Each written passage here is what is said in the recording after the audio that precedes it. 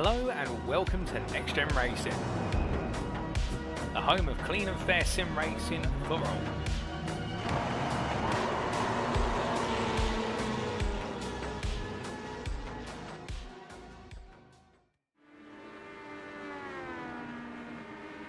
Hello, good evening and welcome ladies and gents to another round of epic racing action in the NXTGEN Racing Legends Cup Season 3 as brought to you on the premier sim racing platform available only on PC known as iRacing and proudly sponsored by Doble Motorcycles. It is round number 7 and we're at the conclusion of our mid-season summer triple header. We're here in the Leicestershire countryside for none other than Donington Park National Circuit, a fast-flying circuit and at its core, 10 corners where the momentum never quite stops. Indeed, for all of our drivers, it's all about full throttle each and every step of the way. And if they get it right, they may come out victorious, but get it wrong, however, and they may very quickly find themselves taking a trip to the grass. Indeed, a circuit which encourages drivers to push as much as humanly possible and then give it an extra 5% more.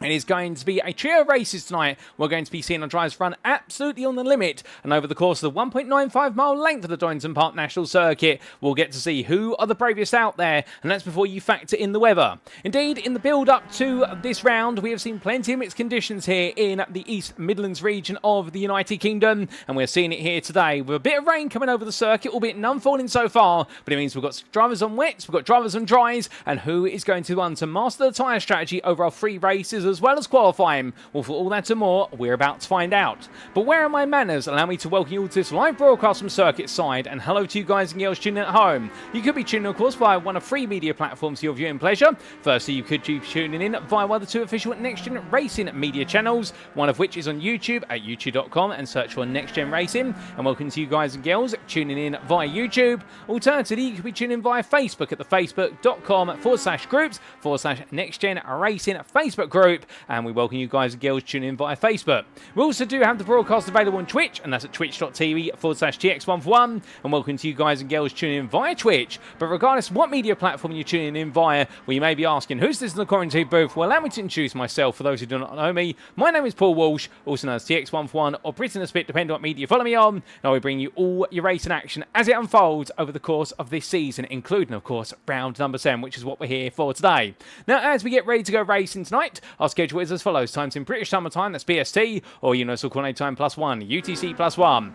And as we can see, in approximately 17 minutes' time, we're making our way into our qualifying session, 15 minutes in duration, as they always are, and we'll get to see all of our drivers give it their all as they look to try and come away victorious. But of course, the one thing about qualifying is it's one lap that determines where you sit on the grid for the first race of the day, and then from there, you've got to get things done over the race distance, of which we've got 3 races, the first of which will kick off at 8:15 this evening, and that will be, I believe, an 11-lap thriller, after which we'll then be taking a brief breather before returning for the grid for race number 2, and that'll be another 11 laps there, and that'll be at 9 o'clock this evening, if not just before it, if we run ahead of schedule. And then we take another breather before returning for the feature race, a 17-lap thriller, and that'll be at 9:45 this evening, if not a little bit before. And well, we look forward to seeing how it all concludes just as much as how it all begins. But indeed, after a thrilling day of racing at the Thruxton circuit last week, we can expect the tempo to only increase. But let's give you a quick recap of the season so far and what we still got lying in wait. Because as we make our way then into the final third of the season, 6 rounds have fallen in the past. We started off all the way back at the Brands Hatch Indy circuit on the 13th of May, and then we made our way to Snetterton's 200 circuit on the 27th of May.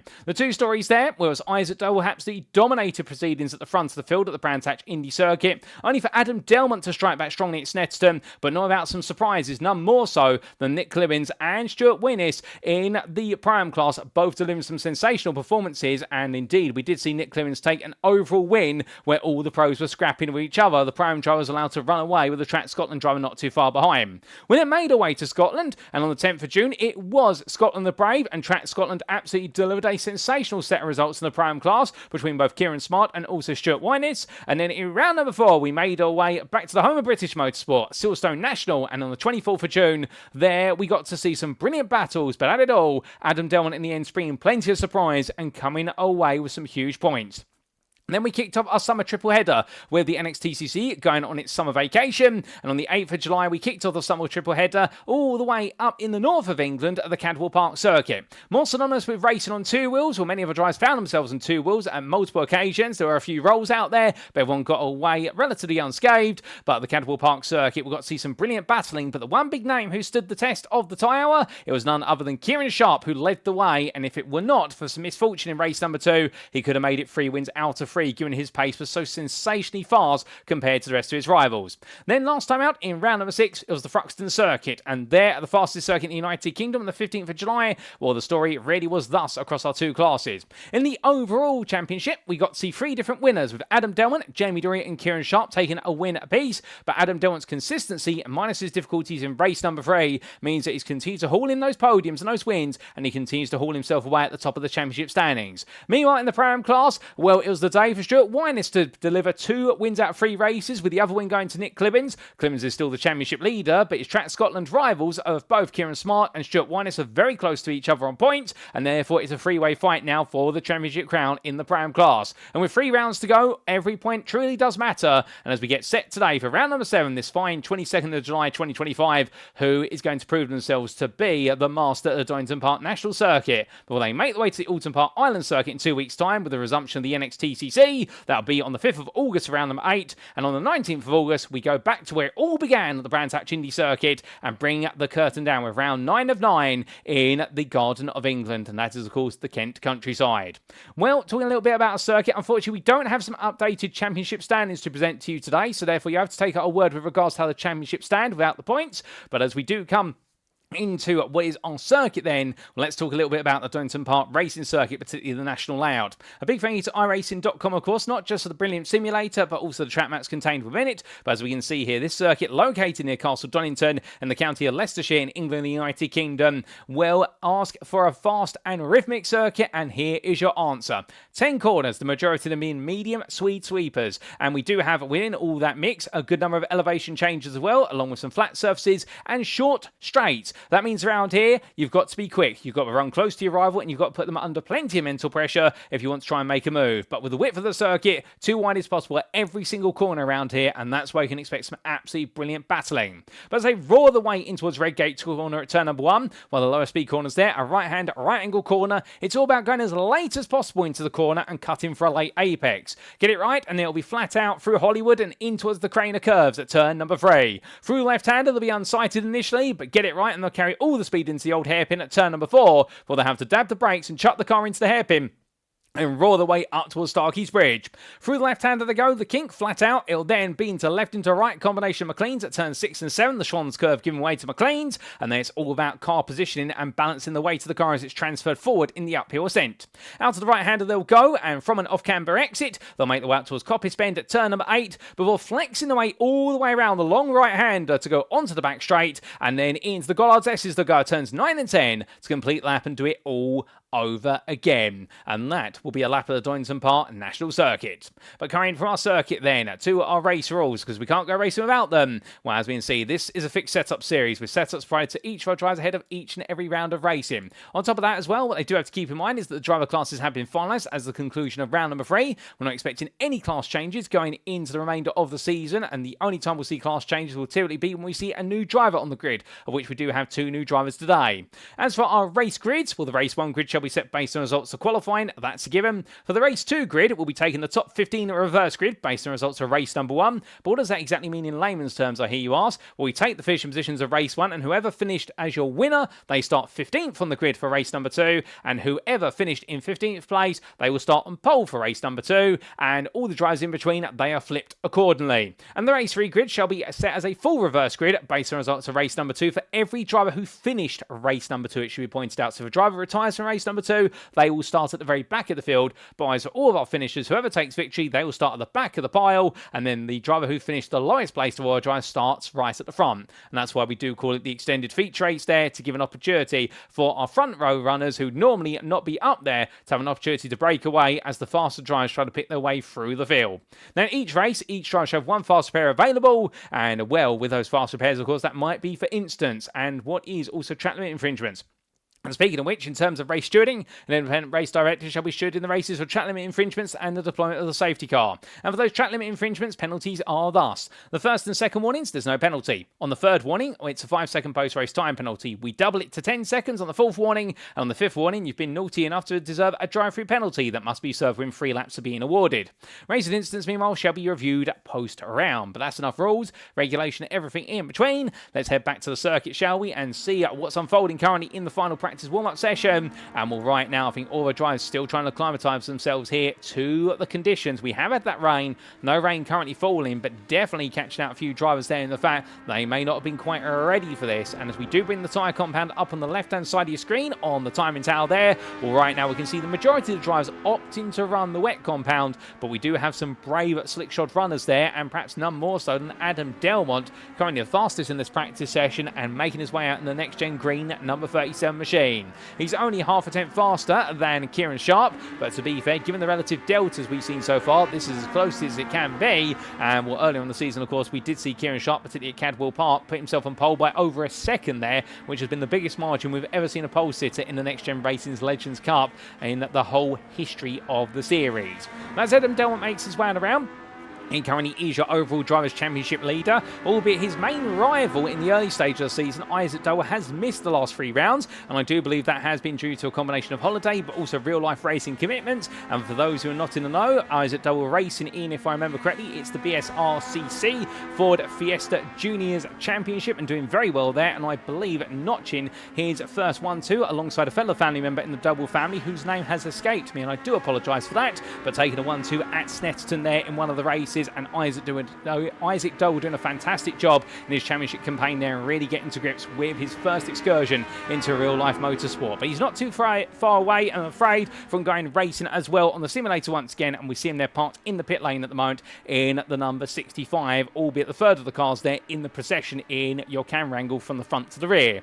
But as we look forward to seeing Isaac Doble back out on the circuit, well, with Isaac Doble having missed rounds, it means that the championship tables have now turned such that we do have a 4-way fight for second place brewing, and well, Adam Delmont is trying to stay clear of that 4-way fight. And in terms of who is in that fight, I hear you ask, well, we do have this man, the Sim Racing Collective's number 23 of Kieran Sharp. He's absolutely enjoying that fight. In fact, it's a quintet, not a 4-way fight, it's a 5-way fight. We've got Kieran Sharp in that mix. Also, we do have Jamie Dorey for NXTGEN Racing in the number 13, the brains behind the operation here of running this series. And as he roars his way out of the right-hander turn number 8, well, he'll be hoping that Coppice Ben will be kind to him today, and I think he's feeling quite confident that he can carry on the momentum from last time out at Thruxton. We also do have involved in that scrap for second the Pro-Am Championship leader Nick Clibbens, who we see here in the number 013, and that's how we differentiate his car from Jamie Dorey, because they both run the number 13, but Clibbens has a 0 in front of it. As he rolls his way around, well, Nick Clibbens has proven to be a very strong driver out there, and indeed battling with the very best in the field. And I get the feeling in Season 4 of the NXTGEN Racing Legends Cup, we'll be seeing him in the Pro class. But as he rolls his way for the old hairpin, the last driver we do see in that mix is none other than fellow Prime driver, and that is Keiran Smart for Track Scotland in the number 39, who's had the better flow results over the season compared to his teammate Stuart Wyniss. But recent rounds have definitely seen Wyniss start to build up a lot of points and put himself on parity with his teammate. So that's the story of the overall Drivers' Championship. Meanwhile, in the Prime class, well, as we mentioned earlier, Nick Clibbens is your championship leader. Here he is once again. And well, he has not got a big lead over what is the Track Scotland pair of Keiran Smart. Alternatively, this man, Stuart Wyniss, well, they're making a complete bundle out of the Gollard chicane, and well, as he gets his way back up to speed now, we'll be hoping in the 61 he doesn't make that mistake in the race, because that will damage the suspension, or at the very least, it will take a lot of pace away. But as he makes his way in towards turn 1, Stuart Wyniss is the man with the momentum on his side right now. 2 out of 3 wins at Thruxton in class, albeit Nick Clibbens didn't finish too far behind in those 2 races that he didn't win, but Clibbens did take the victory in race number 3, so therefore the momentum is swinging back and forth between these drivers, and that Prime Championship fight, well, Clibbens has a small advantage given he has had the strongest set of results. However, should he drop any points, we will suddenly see the Track Scotland pair of Stuart Wyniss and also Keiran Smart leap their way forward. So with those being the big stories in our championships, what other stories have we got there? Well, we've got 2 new drivers on the grid today. Now, one of them you may have seen in plenty a sim racing series, racing under the Next Gen banner and also the Privateer. But here today he's racing in the Next Gen Racing Machine, albeit running a Valvoline livery there. And I think that is a throwback to the older classic touring car racing machines of the 80s and 90s. It's none other than Fraser Rostance as he makes his way across the timeline there in the number 82. A very formidable driver, it must be said, competing at some of the very highest levels of sim racing. And indeed, I had the pleasure of partnering once in an endurance race on the set of course the Competizione in GT3 class racing at Spa-Francorchamps, and a very talented driver and also brilliant driver coach in helping get a car set up correctly and also giving advice on how best to approach each and every corner at a given circuit. But as he rolls his way on down through Hollywood and in towards the Crane Curves, we look forward to seeing what he can do today in the Prime class on his debut in the NXTGEN Racing Legends Cup. And good luck to Fraser. And we also do have out there, I believe, none other than Toby Cole. And I believe Toby has joined at the encouragement of his fellow friend of Dan Mould. And we're right now the Privateer in the 256 in the Pram class here today. You'll see him there in the blue and white machine and looking very good at the moment. Currently 3rd place, or 3rd fastest of everybody, and the 2nd fastest Pram driver, albeit with the fact this circuit is now starting to dry up. We are seeing a lot of drivers moving away from the wet compound and onto the slick. And that's why Nick Clibbens right now is almost 6 tenths faster than everybody else, but I'm sure that once our drivers have got their slicks up to temperature, we'll suddenly see that delta come down quite quickly indeed. So therefore, we've introduced our 2 new drivers and wish them best of luck on their debut here today. But what else is there to consider coming into this round? Well, of course, we are heading towards the spear tip of the championship. We are starting to head towards the closing end.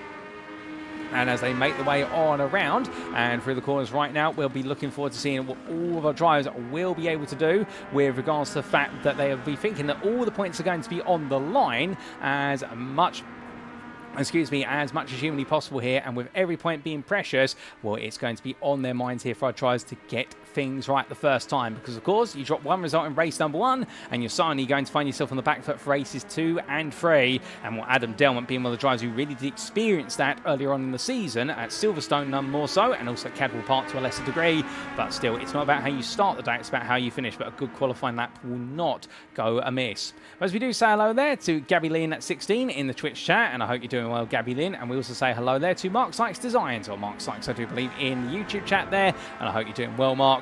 Well, qualifying is going to be an important part of delivery here at the Donington Park National Circuit, because whilst it is possible to overtake around here, the fact that to go too wide around this circuit, it does require a little bit of trust with your rival, but more importantly, it requires you to run offline.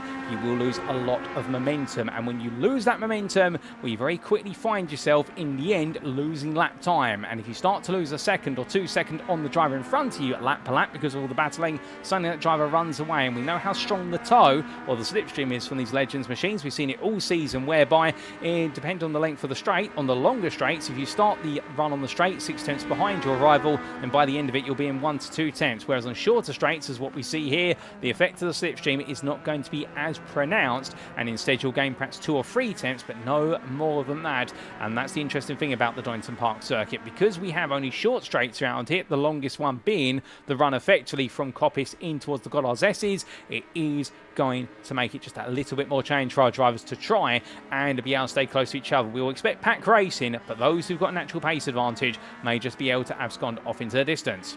Now, we do have a few drivers joining a bit late, but just in time, and as we always like to say, it's better late than never. And we do have Andrew Pike here roaring his way around in number 57, and something tells me that his mum and dad might be watching right now, as they've been tuning in week after week. And indeed, with not too much being on the TV, they've definitely come to enjoy the racing and enjoying cheering on the sun. Albeit he goes very sideways there, but catch it just in time. Does Andrew Pike. That's some brilliant car control, and we'll still get no slick tyres, up temperature, and also some standing water out there.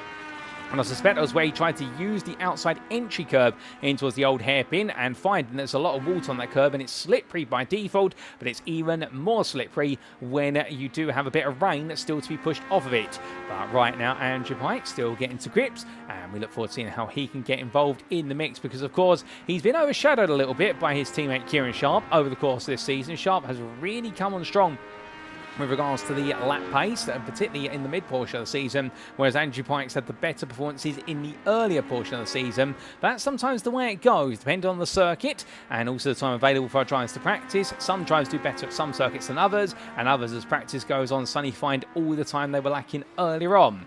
We also do see one man who is gradually finding time, albeit yet to get a bad lap in. We've got Mark Hughes making his way on around there, and of Miltech Civic Cup fame in real life, making his way around in the Legend Machine. He enjoyed some good ding-dong battles at Thruxton, albeit one of the themes of his season has been he's had a lot of bad luck when it's come to battling with rivals, where in the end he's ended up in the weeds, particularly at Cadwell Park, where he was on course for some of his best performances of the season, but ended up finding himself in the grass, albeit not of his own volition, escorted out there, we could say. But right now for Mark Hughes, it's going to be another day in the office where he'll look to try and just go a little bit faster. But with this practice session coming to a close in 10 seconds, we're not too far away from going into qualifying. And when we do, we look forward to seeing how exactly the story is going to play out here at the Donington Park National Circuit, and who is going to be the one to put themselves right at the top of the timing tower straight away. Without further ado, ladies and gentlemen, it's time for us to head into qualifying for round number 7 of the championship.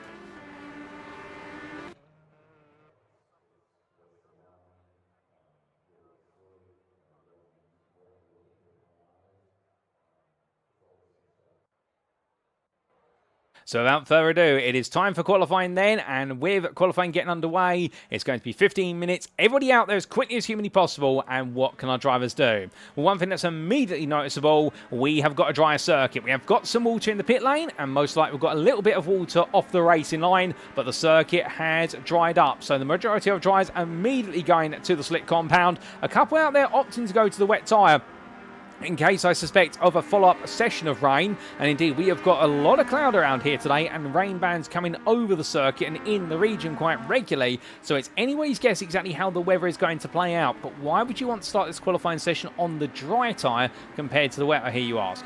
Well, the logic is as follows. If you can get that slick tyre up to temperature quickly enough, particularly on the out lap plus the first flying lap, which is more of a second out lap, if you will, once you've got that tyre temperature, if no rain falls on what would be your second flying lap, you can get in a lap time there which would be expected to be slightly quicker than the optimum wet lap if the rain were to fall. So the idea is essentially you want to get the best possible timing as quickly as possible, as Winans goes sideways then to Coppins Bend, and a little bit of eagerness there, and in the end the rear of the car letting go, not enough grip as he rejoins. But all the drivers right now will know they are potentially on the clock here to get a lap in case any rain falls later in the session. If we do suddenly see a lot of rain come down, that will be qualifying essentially completed, because nobody will be able to improve versus their previous dry time. So that is going to be on the minds of our drivers here, as we do have a little bit of latency seemingly kicking in with regards to the broadcast there. We do apologise. We are working on a fix for that in the background, but it seems as though things have now settled themselves down, as we do have Toby Cole doing a little bit of wobble side to side there, and I get the feeling that for Cole, he's just right now trying to find a bit of tyre temperature. But beyond that, well, of course, all drivers will be absolutely needing to be precise as they roll their way around the circuit in order to get those possible lap times out there. But now we'll start to see, as they all go into their first flying laps, who is going to be the one to master the tricky conditions here in the East Midlands circuit. And well, the number 62 there carrying Jamie Dorey forward, and in front of that is in the 62 Dan Mould. These two good friends off the circuit, both touring car racers in the NXTCC, and well, the SO NXTGEN Gold driver right now just taking Jamie Dorey around, but I can imagine Dorey being this close at the moment, where he's any closer to reach out and touch the rear bumper, and I don't think he'll be too happy to have been this close as they make the way up the hill and in towards the right-hander. But through they go and around, and as they do, well, we can see there Dorey backing off a little bit coming through Coppins Bend, I think realising he's got too close too soon, and therefore he's going to gain an overspeed, which is not going to help him. It causes him to trip over his rival, and well, the problem is when you're both on a valid lap, it is the car in front who has the right to the racing line first and foremost. If you try to overtake, you need to do safely, as otherwise you could be subject to the stewards coming on through if you do compromise the other driver's lap. But to the timeline to go, Dan Mould is on the wet tyre, it should be pointed out, and he puts his lap on the board. And what's it been for Mould here? That puts him second, 4.5 attempts off, and we're seeing plenty more times coming in. Jamie Dorey backed off there. Mould decides to go straight on at Redgate Corner. I don't think he was assisted in that regard, unless I'm mistaken, but Mould going straight on there. Jack Pittas, meanwhile, the fastest of everybody on the first flying up on the wet tyre, no less, a 20.404. So right now, the slick tyre runners, they're not finding enough tyre temperature to get it to switch on. The wet runners, meanwhile, well, they are finding it all out there. And Pittus, we had absolutely great time at the Thruxton circuit last time. He commented on it and told the admins he absolutely loved it out on the circuit. And well, he's back here today, and we're very happy to have him back with us today. Indeed, he really was a formidable driver, and where things have gone his way, he might have just bagged a few more points. As we do say hello to Roger Pike there in the Facebook chat. I hope you're doing well, Roger, and you've had a good day. And if not, well, you're all set now for some brilliant Legends action. But right now, Jack Pittus, the man who is setting the time and tower alight. The majority of our runners all running the slicks, but those on the wets, they seem to have got the initial advantage on lap time, but something tells me it won't be for long there, as it gets very firm between Andrew Pike and Stuart Winus there, and I think Pike wants to try and squeeze his way on through, but Winus saying to him, no can do, and will Pike in the end in sector 3. That is going to completely compromise his lap. He was on a personal best. He'll come towards the timing line, and what's it going to be between these two drivers? Well, Jamie Dorey moves to 7th on a 21.706. Andrew Pike there does not improve. That's understandable. Stuart Winus does not improve either. Isaac Doble now goes to the top of the standings by 2 tenths over Pittus. We definitely are now in slick conditions here, because that is a staggering lap. And well, for Isaac Doble here, a 20.213. I suspect before the end of the qualifying session, we will be getting to 1 minute 19s. It is getting faster and faster out there as more of the water is shifted. Indeed, that dry line is so prominent right now, it's very hard to miss it. But for drivers here, they need to now stay in the confines of that line, as we do see that Adam Delmont on the dry tyre as well, running onto the wet surface. Albeit it hasn't cost him too much there, but I can imagine that's also perhaps to give him a little bit of breathing room for Isaac Doble as they roar their way around through McLean's and up the hill and towards Coppice Bend. Further down the order, in terms of any surprises we've had so far, well, one perhaps is that Sam Smith's in the grass there, and that's coming into Hollywood. I'm not quite sure how he's ended up there. That's likely with contact with another driver, I suspect, because that's not normal to see a driver go sideways there. In fact, can we get a replay of what happened to Sam Smith? Yes, we can, and this is what happened to him. Well, going through Redgate Corner, in fact, runs out wide there, car goes sideways, and the left-hand side tyres lose grip, the rear left spins up, and, well, Sam Smith going around there, easy mistake to make, just a bit too eager, and rolling off the corner incorrectly. But from him, Isaac Doble now sets an even faster time of 1 minute 19.879. Adam Delmont has gone purple in the middle sector on that previous lap, 25.80 in that middle sector. So Isaac Doble was the fastest man out there, but there's more time to come. We are now into the 1 minute 19s, and we've still got just over half the qualifying session to go. So it just goes to show that right now, all of our drivers here, they're still finding time. They're all maturing in the session. And I suspect by the end of the session, it is going to be an almost dry circuit. It's going to be a little bit greasy out there, which will cause our drivers to feel the need to stay on their toes. But for the most part, I think now the confidence is going to be coming forward, and it's going to be a situation whereby now it's all about who has got the ultimate confidence to just take their natural line. And remember, then we move into the territory of needing to run the slipstream of another car in order to maximise your lap time. The slipstream around here is going to be worth somewhere in the region of 4 to 5 tenths over a perfect lap.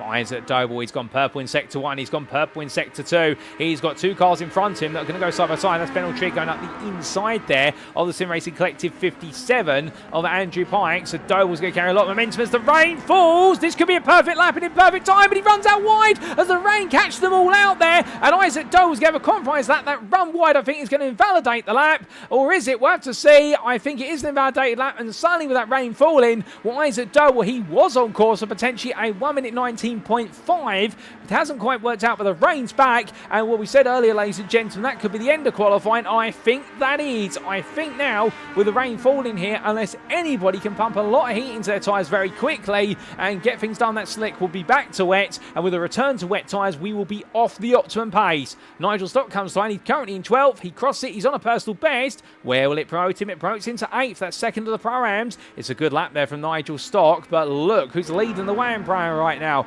It's one of the championship contenders, and Keiran Smart, and right now he's second overall, and between him and Stock is 7 tenths per second.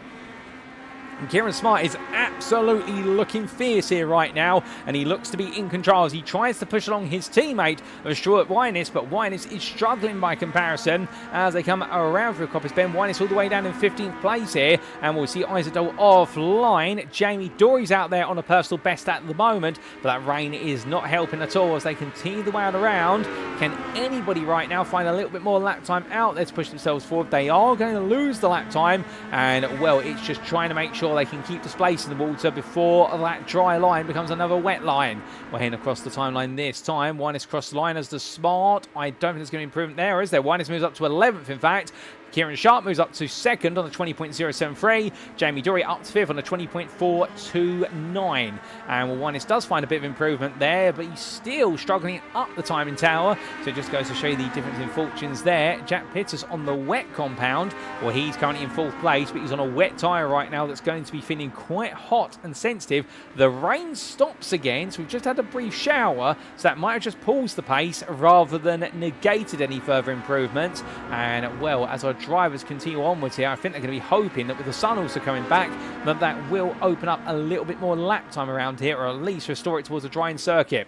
Alan McCain crossed the line in 12th.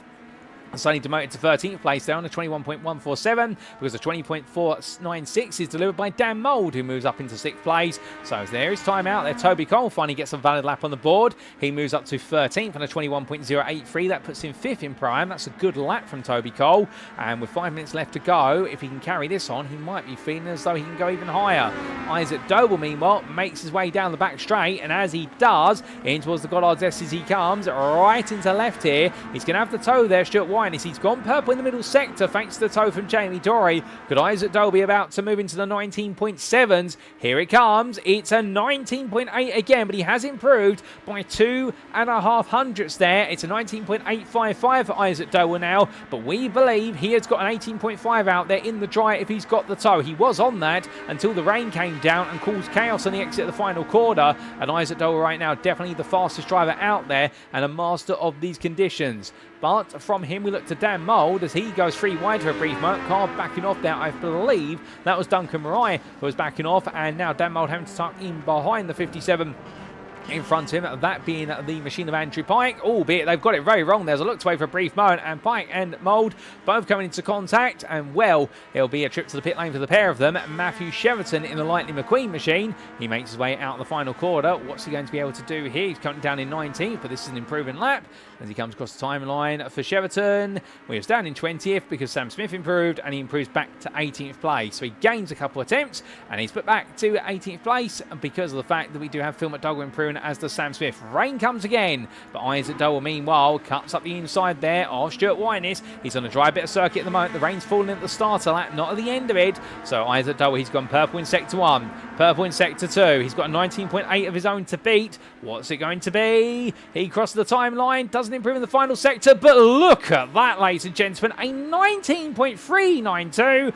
Isaac Doble improving by 5 attempts. Half a second he's found out there, and surely right now as Nick Clibbens and Stuart Winus battle for the right to be second on the grid alongside Doble, because the two of them have only got 29 thousandths between them. Well, that's your prime provisional pole sitter right now, ahead of the second place man, but in the class and third place overall. But right now, can anybody touch the pace of Isaac Doble? I don't think so. I think the youngster here may have this all signed, sealed and dealed, because for everybody else, they've got to find time on a circuit that is constantly finding little sprinkles of rain here and there. And with 3 minutes left to go, it means that this circuit is not going to offer up too much more pace unless they can find some slipstream to work with. But Alan McCain makes his way around, moves up to 9th place there, improves his overall starting position, but not his class starting position. He starts in 4th in the Pram class. A big slide there coming through Hollywood. Indeed, that was a bit of a spectacle, and, well, no pun intended, but coming down in towards turn number 4. Well, right now, McCain, I think in the old hairpin, realising he's got to back off, and he can't carry as much momentum up the hill as he would like. But as he rolls his way upwards here, well, we do see Fraser Rostance further on down. He moves to 23rd on a 22.261. But can we get an on-board lap with one or two of our drivers before the session is done? Yes, we can. And it's a big sideways hop there for Stuart Winus. He's in fact going to head towards the pit lane. So Winus decides enough's enough. Can anybody else find some time? Well, here comes Lewis Mason making his way on around. And as he does so, will we get on board with Lewis Mason? Yes, we will, as he heads on to another flying lap. And heading across that timeline here, currently on the slick tyre, and he's in a battle against time to keep that tyre warm as he looks to break his way into Redgate Corner. braking there at the pit lane line, and in fact decides to park up. And for Lewis Mason, he decides enough's enough. He's not going anywhere fast anytime soon. So that's his qualifying session done and dusted. Alan McCain comes across the line. He parks up as well. He thinks there's not enough time to improve anymore. And I think this is going to be a recurring theme here, that anybody who does stay out there may just be staying out there to practice driving in the wet conditions, because that rain is definitely falling in full force. And I think we are now seeing the end of this qualifying session for our drivers, because I don't think there's any more pace out there on tap unless somebody can perform an absolute miracle, which would make you wonder where was the pace when we had a drier circuit. We see Adam Delmont there peel into the pits in the next gen green machine, and Dan Mole comes across the line, but he's nowhere near improving, and 8th is where he's going to be unless somebody can suddenly dethrone him. But further on down, Sam Smith heading around. In fact, he's taking a bit of a rallycross line there as Isaac Doble tucks into the pits. He knows he's got it done. Michael Leese is out there on his first flying lap. He's joined his qualifying session very late in the day. I believe he got caught in a traffic jam, making his way up the A1 as he made his way to the circuit. So he's going to get 1 lap on the board. However, this is going to be a lap on slick tyres, which are very cold at the moment and offering him very little grip. But will he get a valid lap in? I believe that won't count as a valid lap, but he'll get one more opportunity to do so, because he will be on his final lap here based on the time remaining. But of course, our drivers are allowed to finish the lap they start when the clock strikes 15 minutes up the top centre of your screen. But can Michael Leese tiptoe his way around? But he's absolutely fighting with the car here every little way just to keep it pointing down a straight line. Coming through Hollywood into Craner curves there, takes a lot of apex curve, but this is a struggle for Michael Leese, and this goes to show you the risk where if our drivers start on the wrong tyre compound and they end up in the wrong conditions, particularly on a slick versus wet conditions, they may find themselves in the end regretting that tyre choice. And I think Michael Lee's right now really having to battle with the car to get it just around here without making a mistake. But this is some brilliant car control from Michael Lee's in at the number 55 as he roars his way through the right-hander. And as he does set, it's more of a crawl compared to the pace he would like to deliver. Checker flag comes out in qualifying, but Leese is definitely giving us some entertainment as he goes sideways into Coppice Bend, but it's through the grass, and that is going to invalidate lap. And Michael Leese will be starting from the very back of the field there. He will be your 26th place starter because he won't have a valid lap to his name. And Michael Leese in the end being caught out by the conditions. He gambled going onto the slick tyre, knowing he had nothing to lose because he would be starting from the back either way. But Michael Leese will be the last of your starters here at the Donington Park National Circuit for round number 7 today as he makes his way towards the checker flag, knowing that lap's all gone wrong. It's a spin out of turn number 10, and if it was going wrong, it's suddenly gone into a nightmare. And Michael Leese's qualifying session is truly done and dusted, as it is for everybody, as Nigel Stock cools down, as does Mark Hughes just behind him there. Well, that's qualifying complete, and Isaac Doble, your pole sitter, by 6.5 tenths with an absolutely incredible lap at the driest point of qualifying, a 19.392. The pro pole sitter we joined by the pro and pole sitter on the front row, Nick Clibbens, taking a pro and pole by only 29 thousandths over Stuart Winess. It's close between them, and Keiran Smart a little bit further back in 6th place, and between them, Kieran Sharp and Jack Pitters. We have definitely got a race on our hands, ladies and gentlemen, when we go green flag racing, and I suspect we're not too far away from seeing our drivers head to the grid for the first of 3 races today.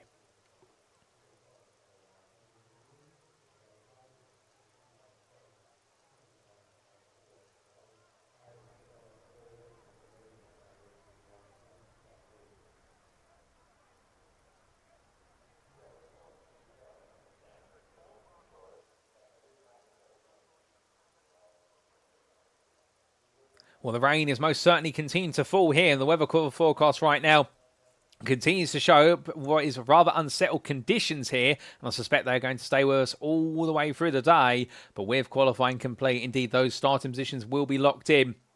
And this is going to make the racing very treacherous. And we have seen in previous rounds, when you do have these conditions, it does mean it's all about who can find the grip out there. But the rain stops falling as we move forward to the gridding procedure for race number 1. And this is how all the drivers line up for the first race of the day in the NXTGEN Racing Legends Cup Season 3, round number 7 on iRacing and powered by Doble Motorcycles. It's Isaac Doble who lines up on pole position, the youngster for Doble Sim Racing with an absolutely stellar pole position lap. And he'll be joined on the front row by the pro and pole sitter Nick Clibbens for iRacing Esports. On row at number 2, it's going to be Stuart Winess for Track Scotland, and the Sim Racing Collective Esports is Kieran Sharp.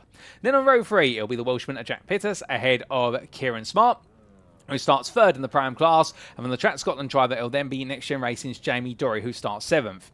8th goes the way of Dan Mould for SRL NXTGEN Gold, the two of them separated by the best part of 3.5 tenths, and then we have Alan McCain for iRacing Esports starting 9th, with your top 10 completed by Lee Horn.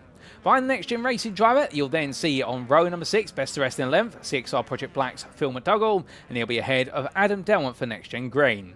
Ben Altrier starts 13th for Full Tilt Motorsport ahead of Nigel Stott for Crest Autosport, and then we do have on the 8th row of the grid Toby Cole in his debut, and he'll be in the company of Lewis Mason. Behind the Aztec Racing drive, we have Ben Gregory for Full Tilt Motorsport in a difficult qualifying session for him. However, from him, we'll then have Sam Smith for iRacing Esports starting 18th. And to round off your top 20, it's Matthew Sheraton for Aztec Racing, and also struggles there for the Sim Racing Collective Esports is Andrew Pike. He starts 20th of your 26 drivers. We'll then come to row number 11, and it will be Duncan Mariah who starts in 21st place for Goldwyn Motorsports. He'll be joined in the company of William Kurtler for Aztec Racing, with row number 12 going to Fraser Ostens on his debut for Next Gen Racing in 23rd, ahead of Carl Thompson, the privateer. And on the final full row of the grid, it'll be Mark Hughes, the privateer, ahead of Michael Lees for JWM Motorsport. So 26 starters, ladies and gentlemen, they're all set and on that grid, and we're not too far away from going green flag racing for the first time at Donington Park here today. We've got plenty of laps to unfold. But the big question is, who is going to be the one who wins at the end of them all? Well, Isaac Doble starts on pole, but will that be where he sees the checker flag? We will see as the lights go on. And it's lights out and away we go here for our first 12-lap race of the day. It's go, go, go, and as they roar the way down towards turn number 1, a good number of drivers going for the wet tyre, some going for the slick. Who will have made the choice right? Well, Nick Clibbens right now gets the better start between himself and Doble, but on that outside line, he's got to try and tiptoe his way all the way round as the field roars its way for the opening corner. You see that long line of cars for a brief moment, but now down they come through Hollywood and in towards the Craner curves. It could be a blockbuster at the first time of try. Side by side there between Lee Horn and Adam Delmont. Delmont losing out versus Horn, as Horn taking the bravery pills there and going around the outside. And they now all cue their way in towards the old hairpin. And as they do a couple of two wides there, but all the drives safely on through. I believe there's been a bit of an incident for Duncan Mariah further back, as we do see that's a car being ejected. That's Sam Smith into the gravel, nowhere near the barriers, and that's going to be frustrating. Carl Thompson as well has had a bit of a difficult start, but otherwise everyone is safely through. And up the hill they go then. You can see Lee Horn and Adam Delmont battling there as they fight over 9th place. Delmont losing a bit of momentum as Phil McDougall on the back there in the Mountain Dew machine, but through Coppice Bend they go, and McDougall struggling there for grip, going a bit sideways as he came into the braking zone. And of course it is a blind apex approach. You brake uphill into that corner, but you need to brake before you get to the peak of the cliff, as otherwise you understeer wide even in slower conditions such as these. But looking back to our leader right now, Isaac Doble, he may have put himself on pole by the best part of half a second, but he's half that as he makes his way in towards a next lap in terms of the gap he has over Nick Clibbens. But after one lap of racing, it's Isaac Doble that leads, ahead of prime leader Nick Clibbens in second. Kieran Sharp is third, Stuart Winus in fourth, Keiran Smart is fifth. Then we have Jack Pitters in sixth. That's your top 6. They have a 1.5 second gap to 7th place. Jamie Dorey ahead of Lee Horn with Adam Delmont, and there we see Alan McCain getting involved as well. And Adam Delmont right now to go defensive offensive as he attacks Lee Horn up the inside into Redgate corner. He has to fend off the charge from Alan McCain, and Phil McDougall right on the back of this as we ride on board.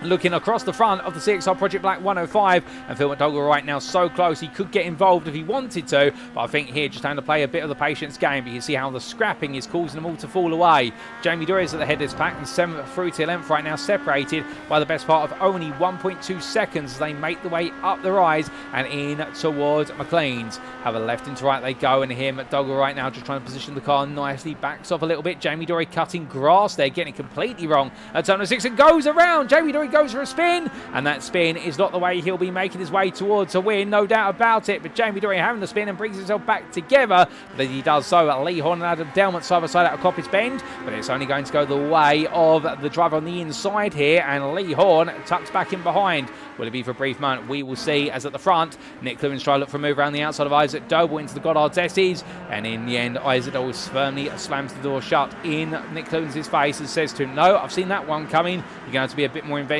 as they make the way onto lap number 3.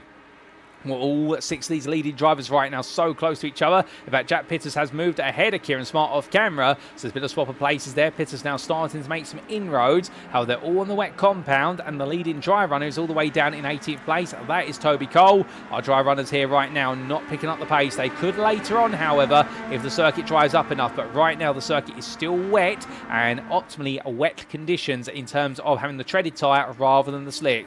And the tread on that tyre, of course, to displace the water, whereas the slick has no tread at all, and therefore it struggles to displace water, and that's why it slips effectively on a wet track surface, and you need a lot of temperature to help it grip up when you do have standing water. but drivers making their way up the hill here and in towards McLean's they come. No change at the moment. Our top 6 all staying glued nose to tail. But further down the order, Fraser Rostance is gradually trying to pick his way through the field. And Rostance here battling with Matthew Cheverton as he gets a little bit closer. Albeit they do have in front of them Dan Mould, has had a bit of a dismal time coming out of the old hairpin. And Cheverton's going to be on the inside in towards Schwann's. But then back on the outside for McLean's. Mould's going to go defensive here. Parks the car right on the apex. And Cheverton has to run all the way around the houses. But he's not going to be able to find a way in, or is he? Well, Mould struggles there to go up the hill. I think missing the gear there is Dan Mould. And Cheverton will get the move done around the outside in the end. But he had to put a bit of pressure onto Dan Mould. And, well, Cheverton finally moves his way into 19th place. But as they roar their way on down at the backstretch here, we can see a slow running car. That is William Kurtler, who's got off race 9. I believe that might be a slowdown he's serving due to track limit cuts. And well, as he does so, there's automated penalties having a bit of an effect there. And he tucks in behind none other than Sam Smith as they fight over 23rd place or 12th in the Pram class. But to the front of the field, we have had a change of leader. Kieran Sharp has got ahead of Isaac Doble. That was into turn number 1. But they're side by side again now, coming down through the crater curves. Isaac Doble on the outside there, just about gets back ahead for now. And Isaac Doble, well, we saw this at Brands Hatch in the season opening, the fact that for every time he was passed, he found a way back very quickly. He knew exactly when to make the counter-attacks. And well, Kieran Sharp here having to dig very deep in order to try and find a way in. Nick Clibbens still watching in the rear wings here as they come on towards turn number 7, but through the right-hander they come, and as they do, you can see Jack Pitters has moved up to 4th. He's got ahead of Stuart Wyniss with Keiran Smart behind him, so the Track Scotland pair have been relegated behind the Privateer, the Renault Privateer, as they head up the rise. And I wouldn't be surprised here if right now Track Scotland are thinking about the bigger picture, which is take your time, there's points to be gained in all 3 races, and just stay with Pitters, and they will eventually get back into that fight. But here comes a bit of a swing there, and it's going to be 3 wide as it's going to be. Kieran Sharp on the inside, Isaac Doble in the middle, and on the outside Nick Clibbens. Well, Doble backs off. It's going to be Sharp on the inside, and Nick Clibbens in the end goes deep on the outside. Isaac Doble cuts all the way around him. Jack Pitters goes up, as does Wyniss, as does Smart, and this is what we're saying. They were waiting for an opportunity, and up towards turn 1 they come here, and it's still going to be Pitters cutting around the outside of Clibbens as they come in towards the opening apex. Clibbens goes defensive. Isaac Doble looks to the inside of Sharp, can't quite find it. Keiran Smart comes barreling on the inside to cover off and protect his position. Through turn 1 they come, and Isaac Doble back up the inside of Kieran Sharp, then in towards Hollywood, and we're roaring the way down the hill. We look back from the rear of your race leader, and Isaac Doble right now really is leading the pack of legends on through. As Pitters battling side by side with Stuart Wyniss, does get ahead there in the rear of the picture, but as they roll the way for the old hairpin, all these drivers right now, they've brought Lee Horn into the mix. Adam Delmont's come up into the mix as well. Phil McDougall is still 3 seconds behind, but with Jamie Dorey dropping out of the picture, it does seem that has released the second part of the field to make its way onto the back of this. It's brilliant racing. Oh no, that's gone very sideways there. Keiran Smart's onto the grass, and that was Nick Clibbens going very sideways, and Clibbens has got around there, going through Schwann's and in towards McLean's. He gets it back together now, but that's going to demote him all the way down the running order. And well, Nick Clibbens there having a big moment. It could have been tantamount to disaster. He'll feel as though it's a bit of a disaster there, no doubt about it, but he's been able to bring it back together just about, has he? He runs way there through Coppice Bend, and then he drops to 13th place before the rot is stopped, down to 6th place in Prime class there, and that could have big connotations in the Prime Drivers' Championship.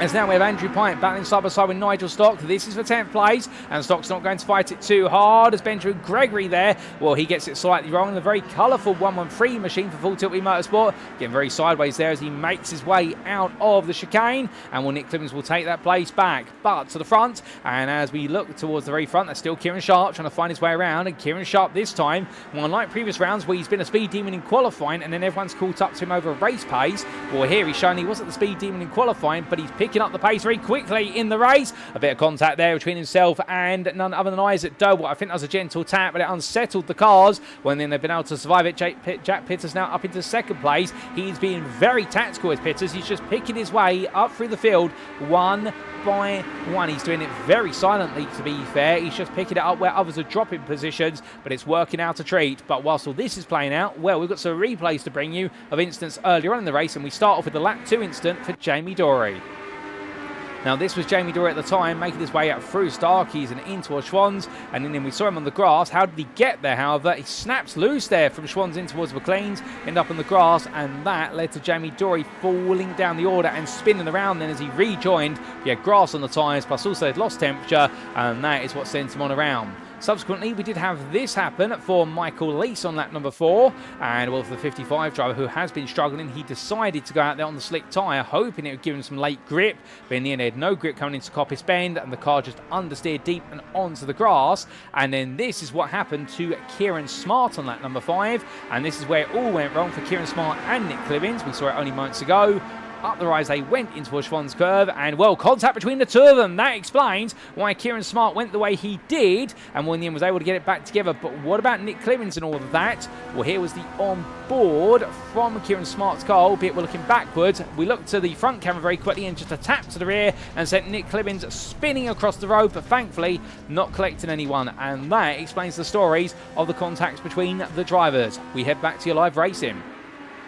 So coming on back there, we're on lap number 7 now, and we haven't left them for too long, as Isaac Doble, your leader, is starting to hold a little bit of a gap there to Pitters and Sharp. These two fighting each other more and more as they roll the way on through the right hand. You can see in the rear of the picture, Keiran Smart stepping a bit deep, very sideways there on the exit of McLean's Bend. Up towards Coppice he goes, but just about bringing it together for the time being. Then you've got a 5-second gap back to your third place pro and driver, Phil McDougall. He's got Andrew Pike, Nigel Stock and Nick Clibbens queuing up behind him. He's doing a very good job here at keeping them all at bay for now. As looking back to Nick Clibbens as he taps the rear of Nigel Stock, and that sends him around, sends Stock to the grass, and a mistake for Clibbens there. In the end, it will cost him even more time. He'll be absolutely fuming at that one, and Nick Clibbens surely has got to get his sensible head back on, because right now, every mistake he makes, it moves that championship crown a little bit further away, or at least out of his firm grip, and it slides it back into contention. But Clibbens for iRacing Esports not having a happy day at all. Meanwhile, at the front of the field, 3 wide into turn 1. Isaac Doble defending the inside, Sharp in the middle, and Pitters looking around the outside, but Adam Delmont now up into full. So it is your overall championship leader who's starting to get involved, and after being in the back seat for the first half of this race, he's decided now it's his opportunity to shine, as it's 2 by 2 by 2 coming down through in towards the old hairpin behind your single file race leader of Isaac Doble. Lee Horn so Pitters, and Jack Pitters, as much as he's climbed through the field, he's now finding out what happens when everyone knows he's there, and that is, simply put, he's going to end up fighting with everybody. And well, his stealthy approach is not paying off now, in the fact that he's definitely having to go loud here with the battling. As we can see, Stuart Wine is trying to make a move around the outside of Lee Horn. Backs off there does the Pram leader, with second place Pram driver, his teammate for Track Scotland, the Keiran Smart, just staying right there with him. And I think right now for Track Scotland, this is all about making sure they bring home that 1-2, albeit both drivers will want to be the winner, because both would love to gain the majority of the points in order to potentially dethrone Nick Clibbens from his championship lead come the end of tonight. But I think for both drivers here right now, they'll know the bigger picture is avoid taking each other out this race, because you can always fight for it in races 2 and 3. But Isaac Doble here, right into left he comes, and out of the chicane on towards another lap. He'll have 4 more to go as he crosses the line to go on to lap number 9, and Kieran Sharp right there with him. But you can see the way he's holding that very tight line to the inside, almost on the white line there on the inside of the circuit, and he doesn't want to touch that. They'll take all the grip out of the car, but that's how defensive he wants to drive, and feels he needs to be there to be safe from an attack from Sharp and Delmont. But that's only going to give encouragement to Sharp and Delmont to put the pressure on and turn the screw a little bit more. And indeed, the more defensive you go, the greater you expose your hand to your rival, and you give your rival all the track width to play with. However, Isaac Doble would not be on such a tight line if he didn't think he could get the kind of nice defensive posture. Lee Horn there runs a little bit deep out the old hairpin, and Stuart Wine cuts it back at the wrong time and almost taps the rear of Horn's car, backing off the throttle. However, the weight transfer coming through the off-camber right-hander, it caused the rear of the car to slide loose, and Wine lost the lead of the Prime class and 6th place to his teammate Smart, because he had to get the car back under control. But good car awareness there from Winus, really responding to the body language and the weight momentum transfer of the car, and well, that will drop him down a place, but not out of the 1-2 for Track Scotland in the Primes. From them, we look back to Jamie Dorey here, who continues on his way.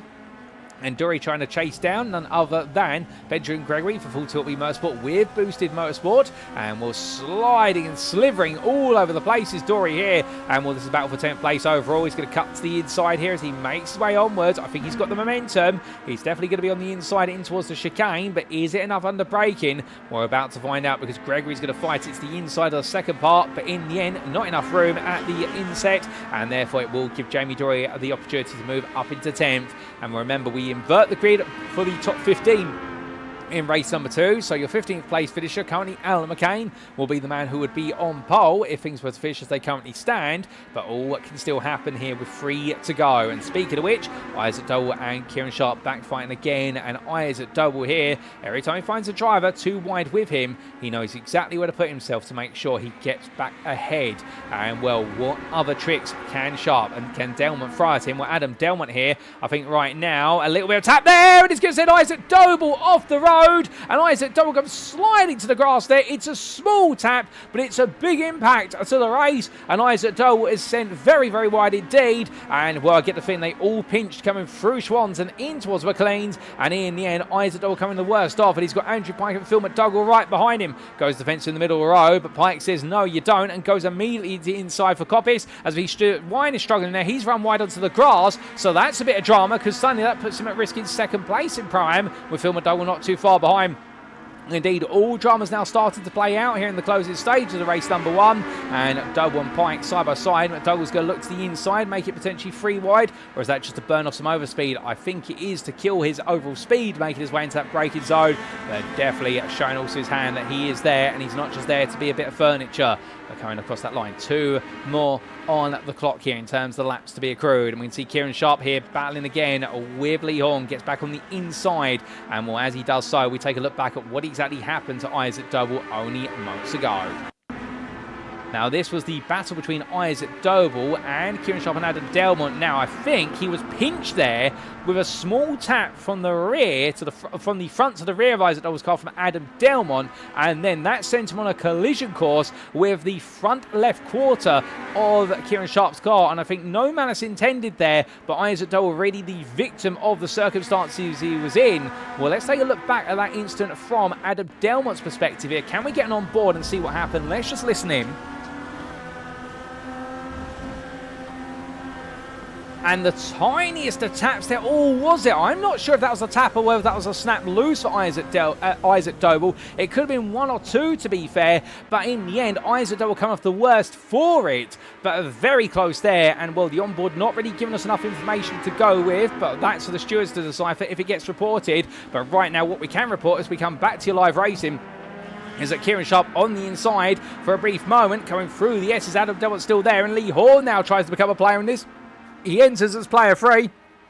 And as the white flag waves, we're on the final lap of race 1. At 3 into turn 1 they come. Horn in the middle, Delmont on the right, and Sharp on the left. Lee Horn cuts up wide, he cuts 2, and he parts the seas like Moses does Lee Horn. And he moves into the lead for a brief moment, but a big slide there from Lee Horn. And we can see Kieran Sharp having to back off. Adam Delmont now back around the outside here as they make the way down through Hollywood. And so begins the cinematic ending to this race as they come through the right, in towards the left. Adam Delmont defended there as much as possible, and Lee Horn having to back off as they wind the way and down. And well, through the old hairpin further on back, we can see that Isaac Doble holding on to 5th place by the skin of his teeth, because meanwhile, Stuart Winus, Andrew Pike, Keiran Smart and Jamie Dorey and Phil McDougall all queuing up behind him. But back to lead as we come, and Adam Delmont here really leading the top quartet on around as they all slide around. Jack Pittis on the back of this group trying to find a way in. He can't find one at the moment, it would seem, albeit he's going to look to the inside there versus Sharp. If he goes to move here to Coppice, he will end up relinquishing the battle for the lead and turn it into a fight for 3rd place between him and the Sim Racing Collective 23,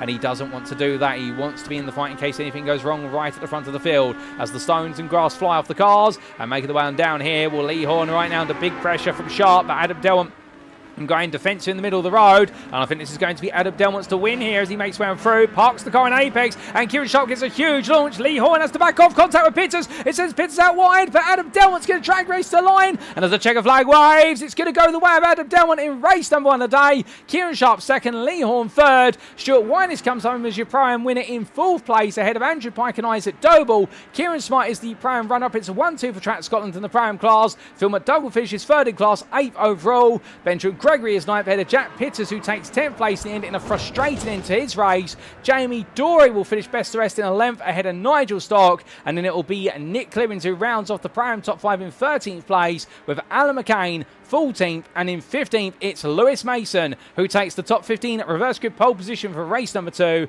Duncan Rice 16th, Sam Swift comes across the line in 17th ahead of Toby Cole on his debut. A good result there from Toby, a top 10, 10th place in Pro-Am class to be specific, and then Matthew Shell Sheraton 19th ahead of Fraser Rostons on his debut. Best of the rest in the length of the Prime class. Good work from him. Dan Mould takes 21st ahead of Ben Altrier, and it will be William Kurtler, who, like many of the slick runners, just going with the wrong tyre for this race, but a good gamble. They had nothing to lose by doing it. He takes 23rd ahead of Mark Hughes, and then Carl Thompson will finish 25th, with Michael Leese a lap down at 26th. And we can see Michael Leese here in number 55. Well, definitely a dramatic ending to race number 1.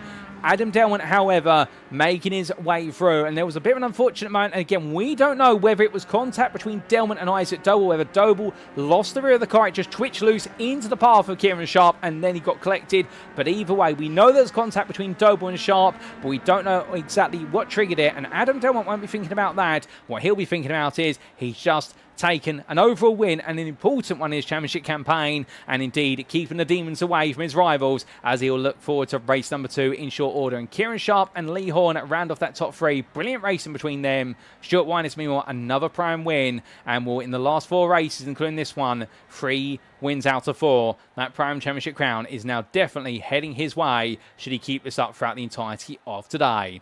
But as all our drivers make their way into the pit lane, let's take a look at those race results subject to any stewards' inquiries, and here they are. So after a fantastic 12 laps of racing at the Donington Park National Circuit for race 1 of round 7 of the NXTGEN Racing Legends Cup Season 3, Adam Delmont, your winner for NXTGEN Green, by a 10th over the line versus the Sim Racing Collective Esports' Kieran Sharp. Lee Horn took 3rd place there for NXTGEN Racing, an all-pro overall podium. And then we come to your first Prime driver, 4th place overall, but winner of the class, Track Scotland's Stuart Winus there with a brilliant result. Andrew Pike, 5th for the Sim Racing Collective Esports, ahead of Isaac Doble for Doble Sim Racing, who did well after his excursion to the grass at Schwans to recover to 6th. Ahead of Keiran Smart, your run-up in the Prime class of Track Scotland, a 1-2 for the team there. That's the dream, and it's come to be a reality. And Phil McDougall was only 2 tenths behind, but 3rd place in Class 3. It's been some time since we've seen the Englishman on the podium, but it's good to see the CXR Project Black driver back on the podium in the Prime class, which is where he definitely belongs. Benjamin Gregory, 9th there for Full Tilt Motorsport in a relatively quiet race, but he did a great job at taking that 9th place ahead of Jack Pittus. The privateer driver from Wales will be absolutely fuming about how that race ended when he was potentially on course for a podium, but he's still got to remember it's close racing and there's 2 more races to come. Jamie Dorey, best of the rest in the length for NXTGEN Racing, ahead of Nigel Stock, who was the 4th place finisher in the Prime class for Crest Autosport. Then it was Nick Clibbens, who rounded off the Prime top 5 for iRacing Esports, ahead of his teammate Alan McCain. And in 15th place, to take the top 15 reverse grid pole position for race number 2, Lewis Mason for Aztec Racing. A golden opportunity has presented itself to him. Duncan Mariah finished in 16th for Goldwyn Motorsports, ahead of Sam Smith, with the iRacing Esports drive being followed up by the privateer and the leading slick runner of Toby Cole. Well done to him, with Matthew Sheraton and Fraser Rostons rounding off your top 20. Outside the top 20, let's not forget about them. We had Dan Mould, Ben Altrier, William Kurtler, Mark Hughes, Cole Thompson, and finishing a lap down, but finishing regardless, Michael Leese there for JWM Motorsport, our 26th place finisher. So 26 starters, 26 finishers, of which 25 on the lead lap, ladies and gentlemen, and what a race for our first race of the day. And we've got 2 more to come, no doubt about it, and race number 2 is only a few moments away. And when we do head to race number 2, well, it is confirmed it is going to be another 12-lap thriller there, and we'll have 18 laps as updated for our feature race of the day. But after Adam Delmont has taken victory in the first race of the day, will it be another Delmont display in race number 2, or could we see a new name at the top of the timing tower come the end of it? We'll be back in approximately 7 to 8 minutes time to find out how the story continues here at the Donington Park National Circuit. We will be seeing you very shortly.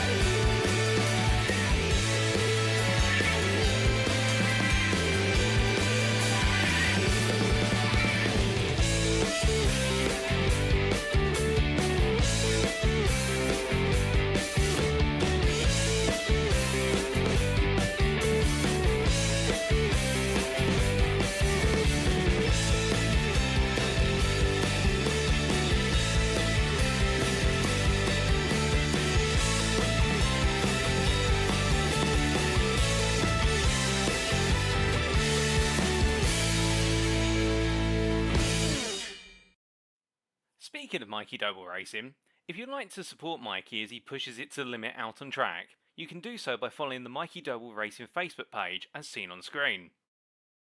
Additionally, if you want to represent the 88 Army at a BTCC weekend, Mikey Doble Racing has some fantastic merchandise available just for you, as may be found either via the Mikey Doble Racing Facebook page or alternatively in the Doble Motorcycles store at dobledirect.co.uk. Don't miss out on being a part of the 88 Army today.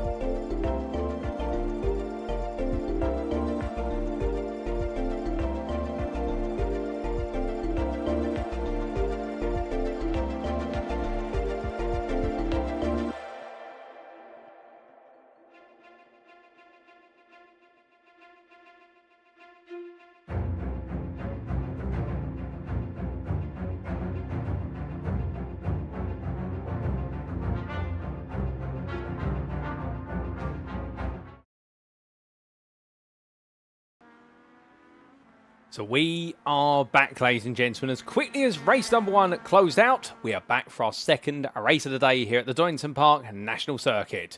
And as we can see, things are continuing to dry up here, at least for now. The rain seems to have subsided, it seems to have stepped away, and some blue sky is coming out. But as the day goes on, we can still expect plenty more mixed conditions out there, because whilst the rain may not be falling, there's still some water on the circuit, no doubt about it. And Kieran Sharp, one of many drivers out there at the moment, who is on the wet tyre, trying to clear some of the rain that has fallen between races 1 and 2, but I suspect we might see a relatively drier race when we do head to the grid for our second race.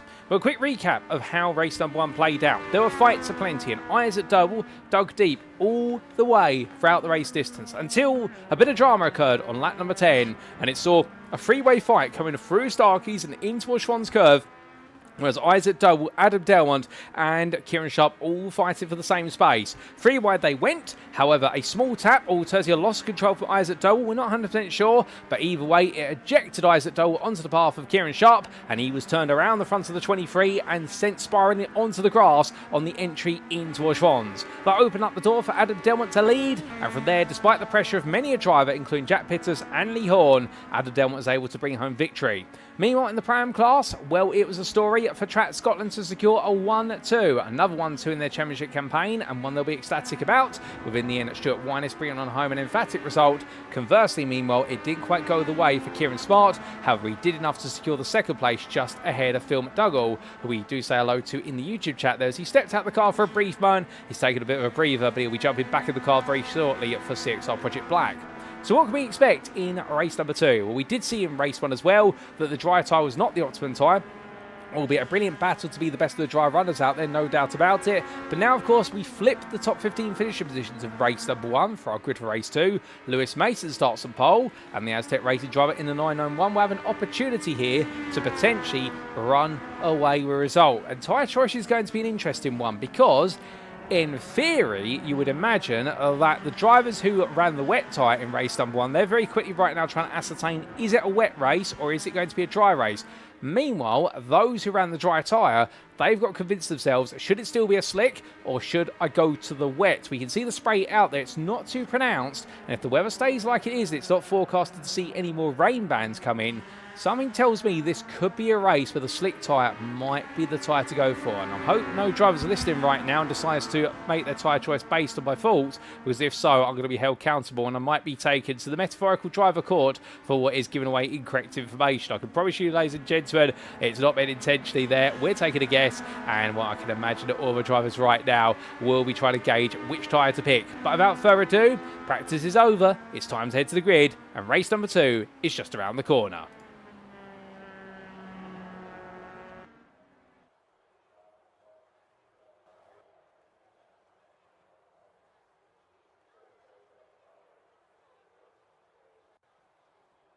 So as our drivers make the way to the grid then for our second race of the day, this is how they'll line up. So Lewis Mason, who takes a top 15 reverse grid pole position, and Brian Pole with it for Aztec Racing. He's in the company of iRacing Esports' Alan McCain, with Nick Clibbens and Nigel Stott for iRacing Esports and Crest Autosport making up row number 2, and a top 4 entirely of Prime drivers. We then have on a row number 3, starting 5th, the first of the pros, it's Jamie Dorey for NXTGEN Racing, and Jack Pitters, the privateer, who ended up being escorted off the road at the end of race number 1, with a higher starting position. You would imagine that this time he'll feel as though he won't come undone.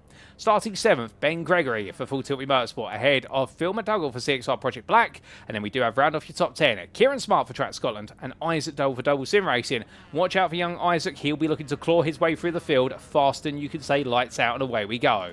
Then starting 11th, it's Andrew Pike for the Sim Racing Collective Esports, ahead of Stuart Winus for Track Scotland, with Lee Horn for NXTGEN Racing and Kieran Sharp for the Sim Racing Collective Esports completed at your top 7 rows. But we've been given the call to go green early, ladies and gentlemen, so we can't walk you through that whole grid. The lights are going on already, and it's 5 red lights. And it's lights out and away we go as Ben Trier is immediately towed to the pits there to change the tyres over, I suspect. But otherwise, our top 25 all get themselves underway. And as they do, well, some have gone for the wet, some have gone for the slick. But we will see who's made the right call there. It's a brilliant start from Alan McCain immediately up into the lead. Jamie Dorey starting on the slick tyres, already battling with Jack Pitters. He's got a lot of wet runners around him, but Jamie Dorey perhaps knows something that everybody doesn't, or at least that's what he's going to be thinking. But Pitters goes around the outside there, down through Hollywood and in towards The Crater curves, Silver Double comes on too strong, taps through a Dorey in the back, but he manages to get it back under control there, just about keeps it together. They all queue up behind Dorey as they make their way for the old hairpin. Lee Horton there side by side once again with Adam Delmont, and up the hill they go. 3 wide there as they come through Starkey's eyes. Doe on the inside, has to back off as car being turned around, and that's Nigel Stock go for a spin. Lee Horton also goes with him, and will both drivers there get caught up very quickly, pointing back in the right direction. Ben Altrier's car still in the pit lane. I think they had to take it to the pits at the last moment due to damage on the car, or an issue with the car at least, that's carried over from race number 1. But Alan McCain leading right now ahead of Nick Clibbens and Lewis Mason before Jack Pitters starts to begin his charge. He's winding himself up.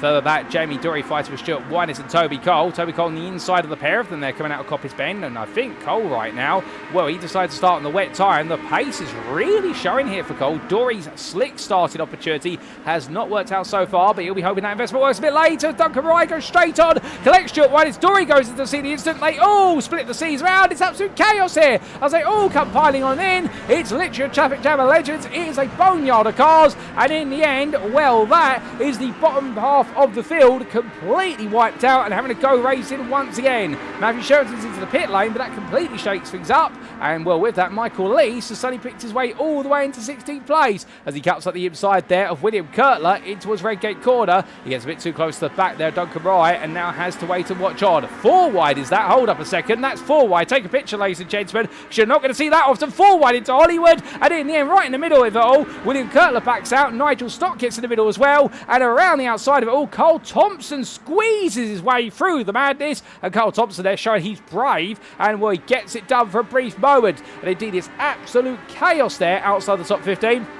And Carl Thompson is trying to bring some order to the chaos, but I think even he's not going to be able to bring stability for too long, because Lee Horton meanwhile gets ahead of Jamie Dorey. Dorey's still struggling on the slick tyre, and we need to get the temperature, but it's going to take him at least 3-4 laps to get the temperature, given how cold the circuit is because of the water, and it might not have been the wise choice right now, but it may reward him by the time he gets to lap 6 if his pace starts to build. At the front, meanwhile, the top 2 are running away, and Jack Pitters breaks his way ahead into the Goddard's S's versus Keiran Smart into 3rd, so Pitters right now on a bit of a recovery drive, as we can see that the big scramble behind, and it's Keiran Smart being on the move versus Pitters as Kieran Sharp, the other Kieran on the grid, albeit spelt with the I before the E rather than afterwards. And well, as they come in towards Redgate Corner, Kieran Sharp right now, well, he's ahead of his teammate Andrew Pike, and the Sim Racing Collective pair now trying to work together, albeit I suspect Andrew Pike here is having to be a bit more of a rear guard as we look back from the rear of the 57. He makes his way down the hill then, and as he does so, Adam Delmont and Benjamin Gregory right behind. A small tap there from Gregory to the side of Delmont's car. Says Delmont sideways, they all immediately back off, and you can see there in amongst all the chaos, well, these drivers right now all trying to pick the right moment in terms of pace to move forward. Adam Delmont takes too much exit curve, it sends the car sideways, and Delmont goes around, then goes for a spin as Toby Cole and Lewis Mason take evasive action, and Adam Delmont gets himself back pointed in the right direction, but not the way he's wanted to go whatsoever. But as he brings himself back together, let's go all the way back to the battle for 18th place. And this is Duncan Mariah versus Mark Hughes. Now, the South African driver for Godwin Motorsports, there's already been a bit of drama in this race with what happened at the Goddard's S's only a lap ago. But the 33 driver here lunges up the inside of Hughes, goes very deep. Hughes looks for the cut back here. Now, Mariah's on the inside of the 4, well, it's the 495 of Hughes that's on the inside of Mariah, heading up the rise in towards Coppice Bend. 2 wide they enter, but he comes across. Hughes is there. It sends them both sideways, and Duncan Ryan in, I think, not anticipating that Hughes would go late on the brakes, and it sends them both around there, and a mistake that both of them will learn from very quickly. But as Mariah spins the car off the road again to avoid being on the racing line, well, from them we come back towards the very front of the field. Your 2 leaders, they're not in this picture, but the 3rd place man is Keiran Smart, the 3rd of the primes, and right now things were to finish as they currently stand for the first time in the Legends history. You would see an oval podium of all prime drivers, albeit Kieran Sharp is trying to break the potential of that record being able to occur, because he looks around the outside there down for the Craner curves. He moves into 3rd place ahead of Keiran Smart, and Andrew Pike comes through with him, as Smart has a bit of a wobble there under braking, too much speed coming into that braking zone on the outside line, and the rear left tyre just saying I can't take the momentum change, and well, he gets it back together, but not before Jack Pitters goes around the outside there through Starkey's and up towards the McLean's corner they go. But these drivers, they all settle down very quickly. And as they do, definitely a lot of drama as the sun comes back out. Jamie Dorey's lap times, by the way, we are keeping a close eye on them. His previous lap at 28.3. Nick Clibbens, your race leader, at 25.0. So right now, the slick runners are 3 seconds or so off of the wet times out there. We are not seeing this being optimum for the slicks. As Ben Altrier, meanwhile, unfortunately, the car's not going to be out there for this race due to a technical issue. But look into the battle for third.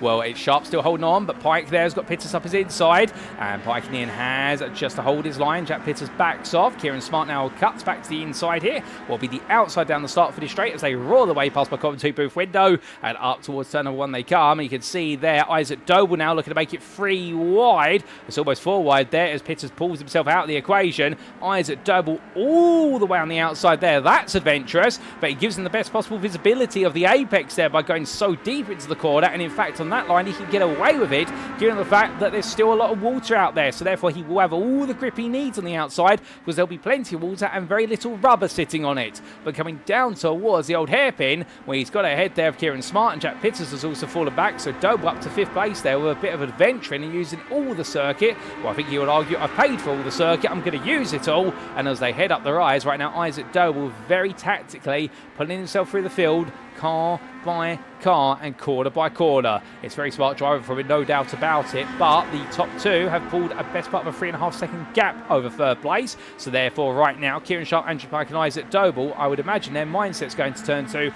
let's work together even though we're not teammates, because we need to bring the 2 leaders down to earth, as otherwise they're going to run away with it. And we're going to see a repeat of Snetterton's race number 1. Well, this is race number 2 here, where you'll see 2 primes just disappear off the road, and well, by that they'll just run away to victory and everyone else is fighting for the scraps of 3rd place overall.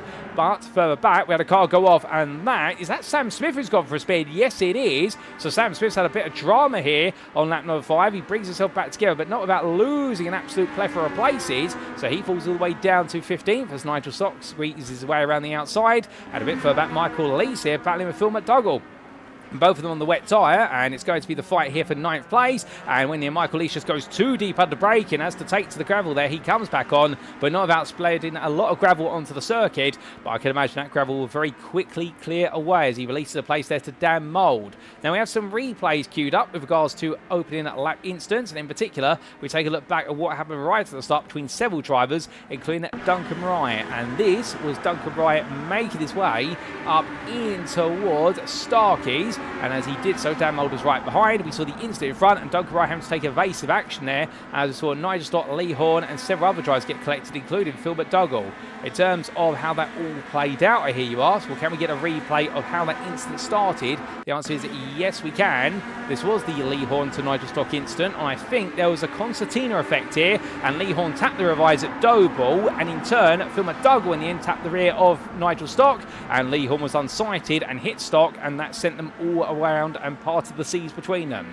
We then subsequently had this incident occur for Stuart Wyniss only a little bit late on that same lap. And this was coming down in towards the chicane. Onto the brakes he went, battling there with the 256, and a small tap to the rear from Duncan Wright came in hot. And then it all unfolded from there. Everybody piled into the scene of the incident, and it was drama at the S's, where everyone came charging into the scene and nobody knew to back off. In fact, we take a look back at the replay of that from William Kirtler's perspective. He was battling at the time with Matthew Sheraton, and well, he'll see the incident here, and suddenly pulls the car one way, but then gets collected by the absconding car of none other than, I believe, Stuart Wyniss, and well, that sends him on his way. And that was your open lap incident and the drama. But we come back to your live racing because we've still got plenty of drama out of the circuit, but good kind of drama. And well, as we do see there, Michael Lee's pulling away from Dan Mould for a brief moment as Mould slices his brakes there in towards Redgate Corner. That's not what you want to do, pretty much causing the car to slide as if it's on an ice rink. Well, here's your top 2, and it is the iRacing Sports pair, the prime pair of Nick Clibbens and Alan McCain. They're 1-2 overall right now and just running away with this. Meanwhile, Kieran Sharp in 3rd has really put the cork in the proverbial bottle, but he's trying to make sure no places flow out of it here, albeit things are getting very tetchy behind, with Isaac Doble, Jack Pitters and Keiran Smart all looking at the back of Andrew Pike and thinking, how do we get involved? Well, down the back straight they come. In terms of the lap times of Jamie Dorey, giving you an update on the slick tyre at 27.94, a personal best for Jamie Dorey in that previous lap. Race leaders 25.9. So therefore, the delta between the wet and the slick tyre is now starting to close. The delta is now down to 2 seconds compared to 3 seconds previously. We are getting there, but I don't think we're going to be there at the end of this race. I think the wet tyre was the wise choice, and those who decide to go for slick, they're starting to find some pace, but is it too late? I think so. But Isaac Doble there up the inside of Andrew Pye and trying to make it up the inside of Kieran Sharp as well, but overcooks the braking zone, and as he does, he'll lose the momentum as he comes into Hollywood, and Pye will be back on the inside here, outside of the crane of curves. Oh, well, he's going to be bold and brave here, but Isaac Doble in the end finds a bit of momentum, and in fact looks to move around the outside in towards the old hairpin versus Sharp. Now Sharp here may be going defensive to cause Doble to lose a bit of momentum and give Pike the opportunity to get back in the toe of his teammate. So some good teamwork here for the Sim Racing Collective drivers. They're really thinking about the bigger picture, which is they want both cars to be ahead of Isaac Doble because they know that Doble's the faster driver based on his qualified performance. However, you can force him on uncomfortable lines. He won't carry as much momentum quarter to quarter, but Isaac Doble says, forget all that, I'm just here to win. And as he goes around the outside through the Schwann's curve and in towards McLean's and Coppice, Isaac Doble, they're still fighting this outside line. He really has got so much confidence in that number 65. The rain falls here coming out of Coppice Bend. It's started to fall into your camera there, ladies and gentlemen. So therefore, the slick runners right now will be thinking for all their hard effort, it's all going to get undone. And the wet runners here, they're going to get a bit of relief because those wet tyres will suddenly get some extra cooling. But as the Sim Racing Collective pair try to squeeze the door shut on Isaac Doble, he's not going to go away anytime soon. And with 4 laps to go here, it's Pike and Doble side by side heading down the straight. Jack Pitter says, mind if I play? He pulls it out, and I think Keiran Smart there to invest his opportunity behind Pitters. 3 wide, they come into Redgate corner, and it's going to be Pike defending, Doble in the middle of the road, and Pitters backs off, but not without Keiran Smart going up the inside of him. So this fight for 3rd place right now, it's still 5 cars all in contention, but Kieran Sharp definitely really making a point, which is he wants to hold on to that final spot of the overall podium.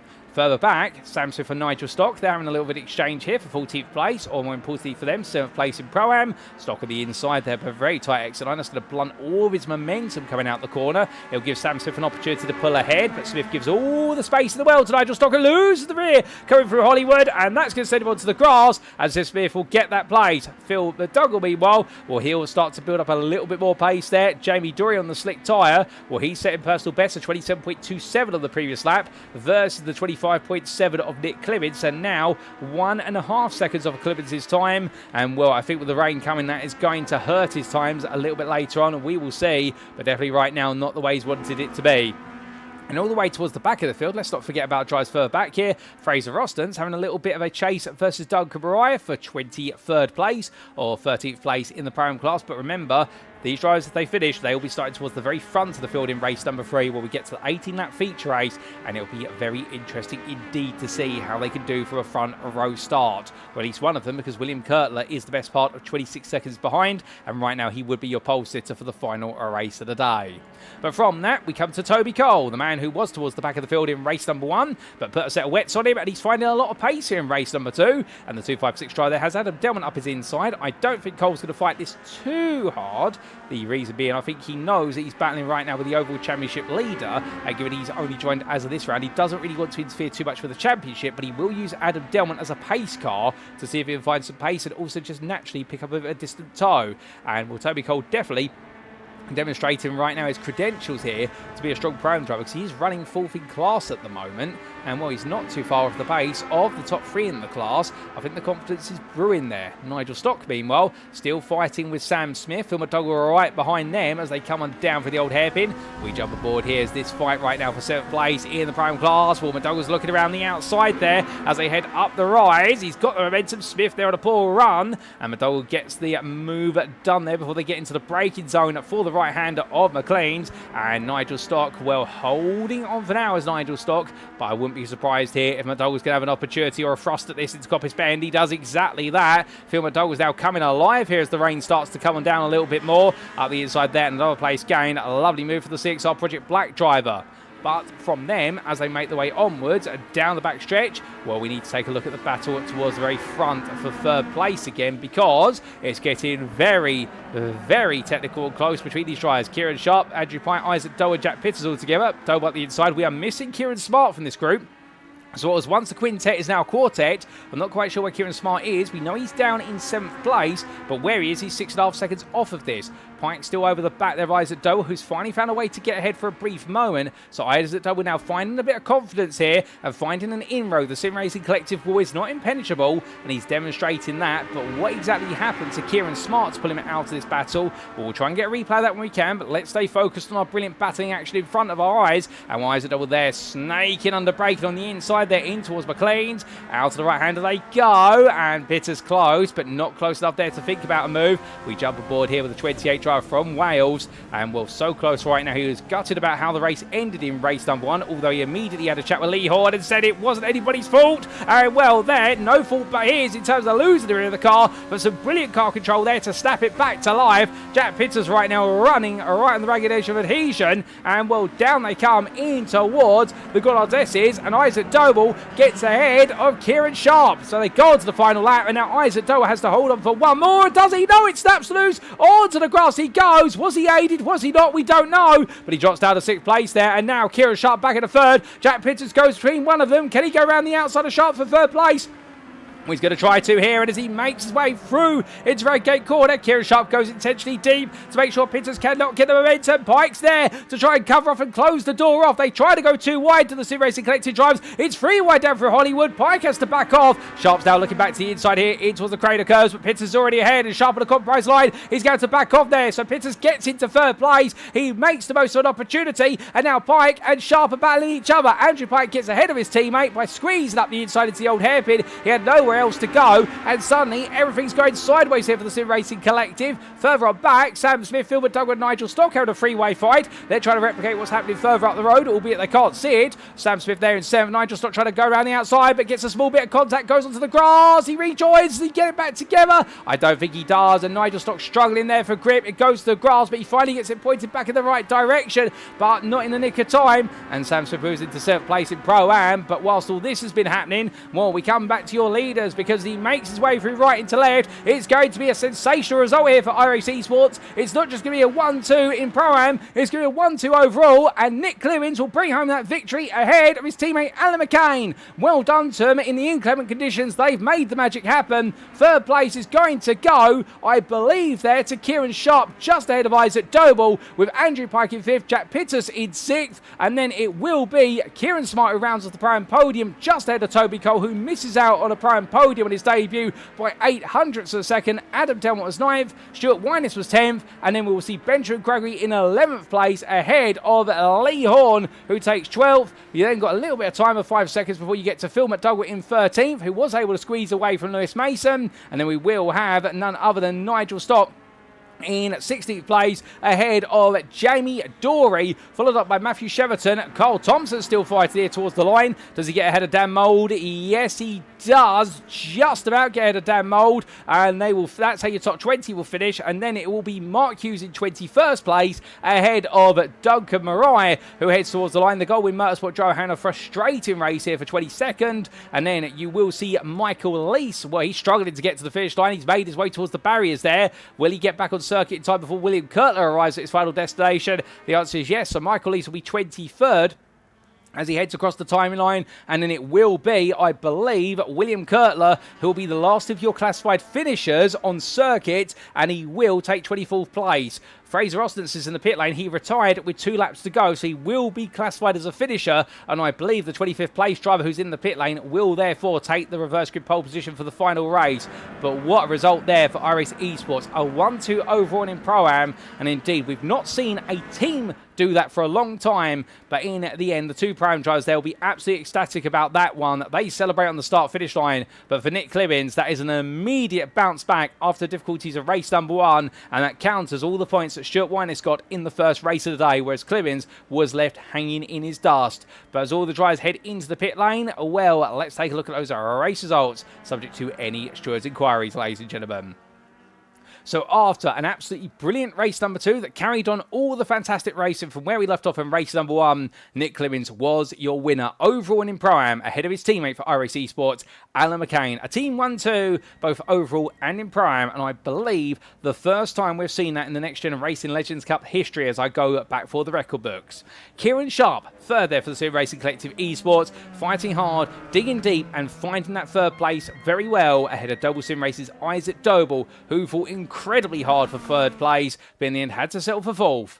Andrew Pike was fifth for the Sim Racing Collective Esports ahead of the privateer Jack Pitters, who ended this one on a better high, but still missed out on the podium. He'll want it in race number 3 with certainty.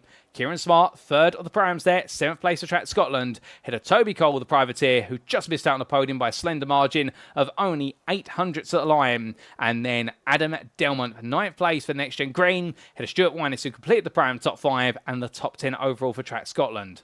Benjamin Gregory was 11th, best of rest for Full Tilt Motorsport ahead of Lee Horn. And the NXTGEN Racing driver being followed up by Phil McDougall. And the 6R Project Black drivers 2 seconds clear of Sam Smith at the line, with the iRacing Esports driver seeing Lewis Mason behind him round off the top 15 for Aztec Racing.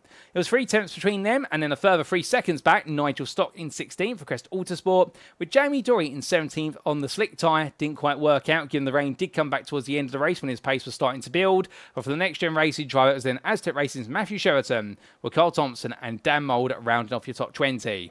Outside the top 20, not to be forgotten about, Mark Hughes in 21st, ahead of Duncan Rye for Goldwyn Motorsports. There was Michael Lees and William Kurtler, who finished on the road at 24 for Aztec Racing. With 3 laps down, but he will be classified as a finisher, even though he finished in the pit lane for NXTGEN Racing at Fraser Ostens. We believe he is your pole sitter for the final race of the day, but that will be confirmed by the stewarding team. And Ben Altria retiring before he got going. Indeed, difficulties with the car and damage on the car meant that he did not go green flag racing, sadly. 26th there, and we hope to see him back on the grid for race number 3. So an absolutely brilliant race, no doubt about it. 26 starters, 25 finishers, of which 24 on the lead lap. And we've got one more race to come, ladies and gentlemen, because when we do come back in about 7 to 8 minutes' time, it will be time for our final race of the day, the 18-lap feature thriller, or the 25-minute race. We invert the full grid, and who will come away victorious? And with a 1-2 in the Prime class, well, you could never say never. We may see it again in race number 3, or could we see a pro charge away through the victory? All that and more, we'll find out very shortly.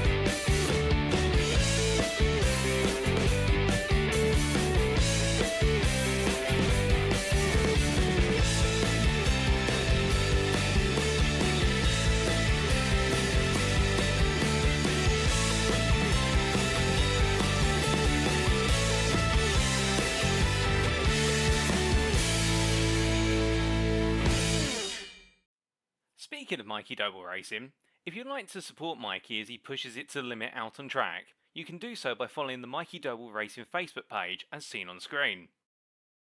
Additionally, if you want to represent the 88 Army at a BTCC weekend, Mikey Doble Racing has some fantastic merchandise available just for you, as may be found either via the Mikey Doble Racing Facebook page or alternatively in the Doble Motorcycles store at dobledirect.co.uk. Don't miss out on being a part of the 88 Army today.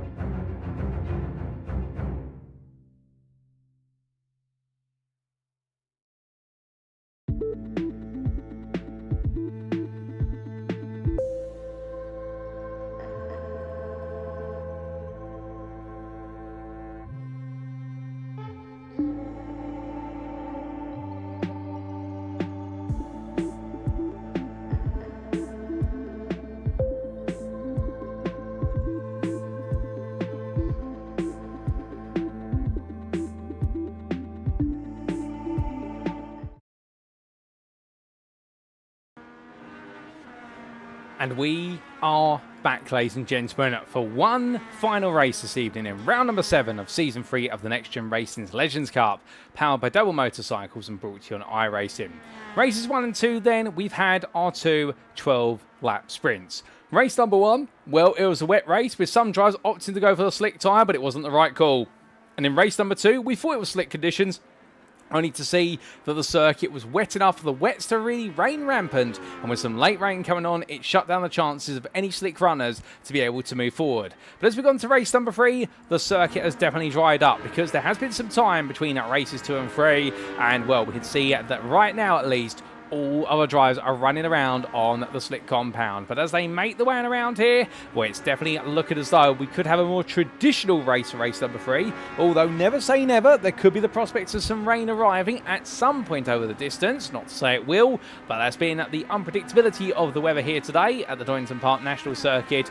But if the conditions stay a bit more static, well, this may turn it into a bit more of a traditional feature race, which is 25 minutes or 18 laps, and we will see the fast drivers towards the back of the field come raging through the field, but they've got to work their way through the slower drivers, particularly the Pro-Ams, who will all be keen to try and hold on to places. But those who are out of position, well, we start a bit further up the order, such as Dan Mould, for example, because he didn't have the best of finishes in race number 2. Could they potentially get into the lead quite early and just run away with it? Because that can be what happens. Well, for all that and more, we are going to find out very soon, because that's why race number 3 always keeps everybody guessing as to what may happen. But of course, the unpredictability there means that there's always plenty of points up for grabs. All 3 races are worth the same amount of points over the evening. No race is prioritised over the other, but it's always an opportunity for a driver who's had a difficult start today in races 1 and 2 to end their day on a high. Plus also the fact that we have had wet tyres be the optimum tyre so far, but nobody's really got any extensive slick running in here at the circuit today. They will have in the practice sessions in the build-up to this round, but nobody's run around here in the conditions we've got currently and has really got enough data on the slick tyre to know what it's going to feel like after 25 minutes, let alone at 15 minutes, mind you, which would be the normal distance of our sprint races. So there's a bit of an unknown there in terms of how well that slick tyre will hold up, and we did see at Thruxton last time out, the slick tyre did start to drop off the pace. So those who pushed it aggressively in the opening 15 minutes of the race, we did see in the feature race in the final 10 minutes, the tyre suddenly came back to haunt them in terms of the amount of grip that was left and available. So there's going to need to be some tyre management here, albeit a bit of a less aggressive circuit, but still a lot of left-hand side loading, particularly that front left tyre is going to be made to work hard through the likes of the old hairpin and also at none other than McLean's. But all those questions, they're about to be answered because we see 3 wide there into turn 1. They're having a bit of a ding-dong there. Our 3 drivers, well, practice is complete. It's time to head to the grid for our final race of the round.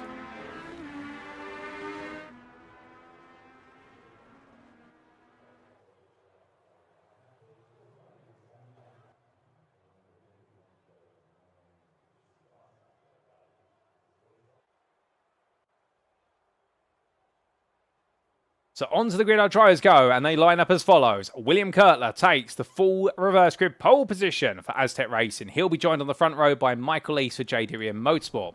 Duncan Wright starts in at 3rd place for Goldwyn Motorsports ahead of Mark Hughes. And then we have on row number 3, the first of your pros, it's Dan Mould for SO NXTGEN Gold. Carl Thompson starts 6th ahead of Matthew Sheraton and Jamie Dorey, with your top 10 round off by Nigel Stock and Lewis Mason. Outside the top 10, on row 6 is Sam Smith and Phil McDougall, with Lee Horn and Stuart Winus on row number 7. Row 8, Adam Delmont and Thomas Cole. And then with not Thomas Cole, Toby Cole, I should say, with row number 9 going to Kieran Smart and Jack Pittus, and your top 20 being completed by Andrew Pike and Isaac Doble.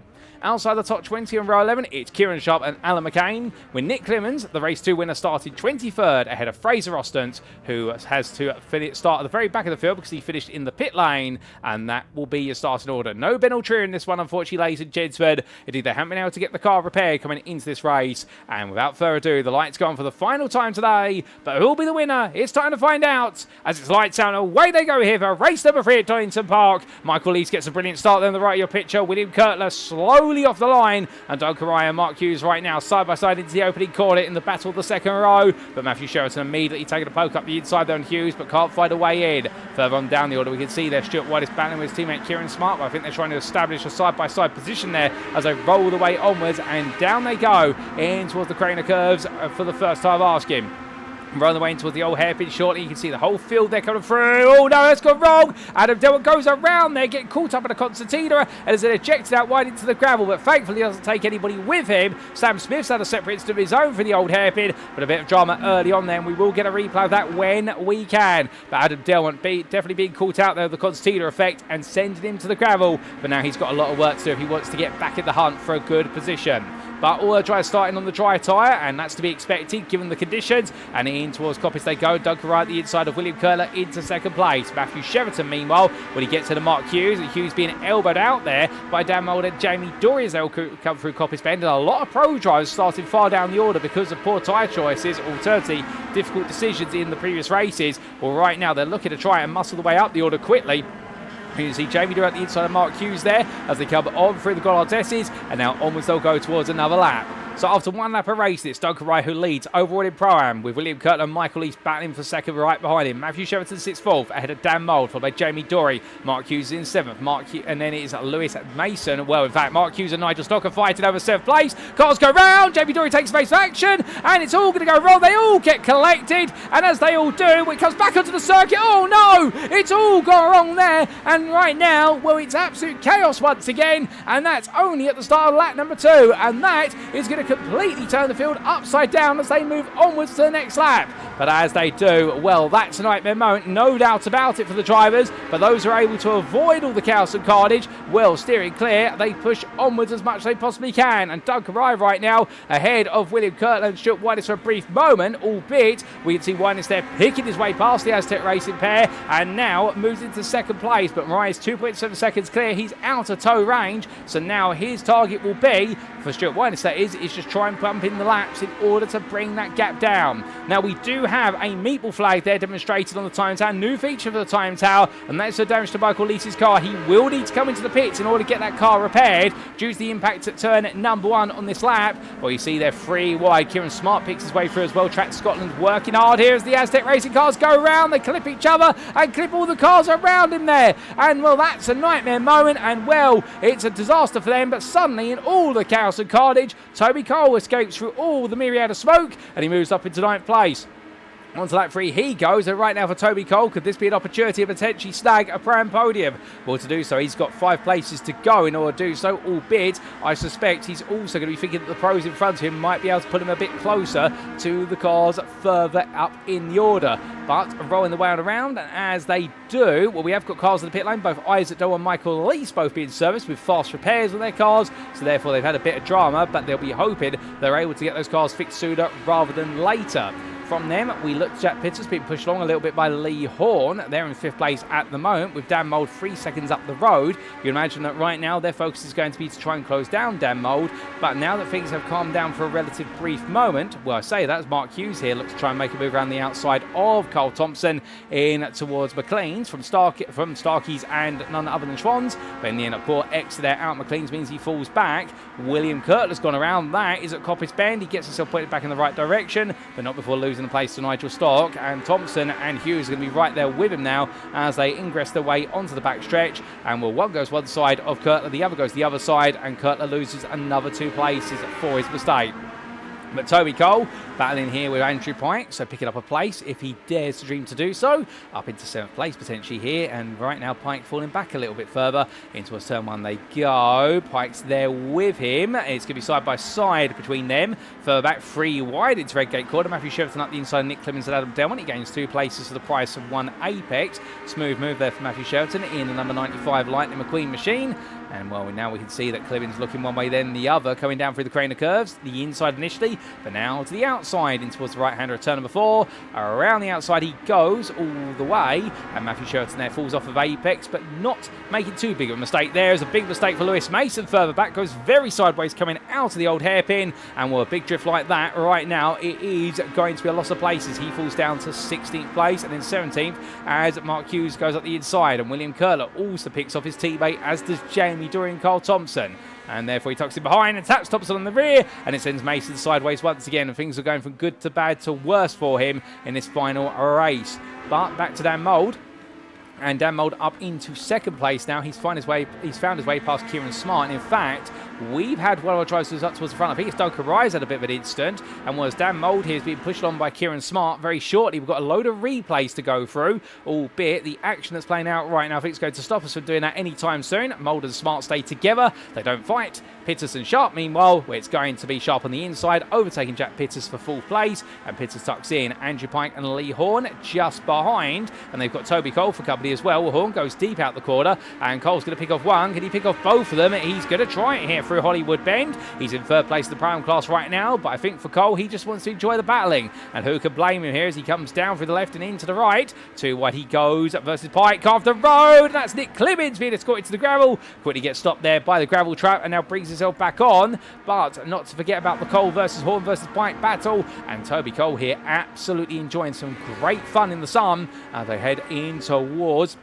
McLean's, but contact there between Cole and Pike that forces Pike out wide. That's going to give Lee Horn an opportunity to get in there. I think just a bit of a mistake under braking from Cole, sent him under steering into the side contact with Pike, but they've been able to survive it, the pair of them, and therefore both drivers now getting it back together as they head onto the back stretch. But coming and roaring on down, and as they do, all right now, Pike and Horn side by side. Cole's been allowed to run away a little bit here. Pike's on the inside, but will he go for the move? Yes, he will. Horn backs off there, lets Pike take the position, so they don't lose too much momentum because Adam Delmont is only 9 tenths behind them, and onto a 6th lap they go. But as they do, here's a replay of what happened on the opening lap, or indeed some other open lap instance, starting with Adam Delmont being ejected stage left from his perspective, and this was him cutting loose there, coming down in towards and through the crane of curves. Well, was there contact between him and Kieran Sharp is the question we want the answer to. Here's the on-board from Adam Delmont. What about from Kieran Sharp? He was a bit too far behind, but can we see anything? No, what we can see there is that Adam Delmont being turned. In fact, can we get the on-board from Keiran Smart is the bigger question. Yes, we can. Was there contact between them? And no, it was in fact Adam Delmont tapping the rear of Lee Horn's car that sent Adam Delmont sideways. So that explains the story there. And we subsequently had this for Sam Smith on the opening lap as well, as Adam Delmont came to woes there just behind. Sam Smith made his way into the corner, and Lee Horn tapped the rear of Sam Smith's car. I suspect that was extra momentum for the contact with Adam Delmont, and Smith sent around. So that's what happened to them on the open lap. And then a little bit later, we had this drama for Jamie Dorey on lap number 2. And this was in towards Redgate Corner, and I think this is where it all went very, very wrong suddenly for multiple drivers. Well, Jamie Dorey tried to go to the inside, Michael Lees came across him, and then Mark Hughes went the other side, collected Nigel Stock, and from there as the cars rolled backwards onto the circuit, particularly Dorey and Hughes getting unchanged from each other, that is what kicked off the chain reaction that really scuppered so many races, and they've all had to try and pick up the pieces. We then subsequently had this for William Kurtler on lap number 3.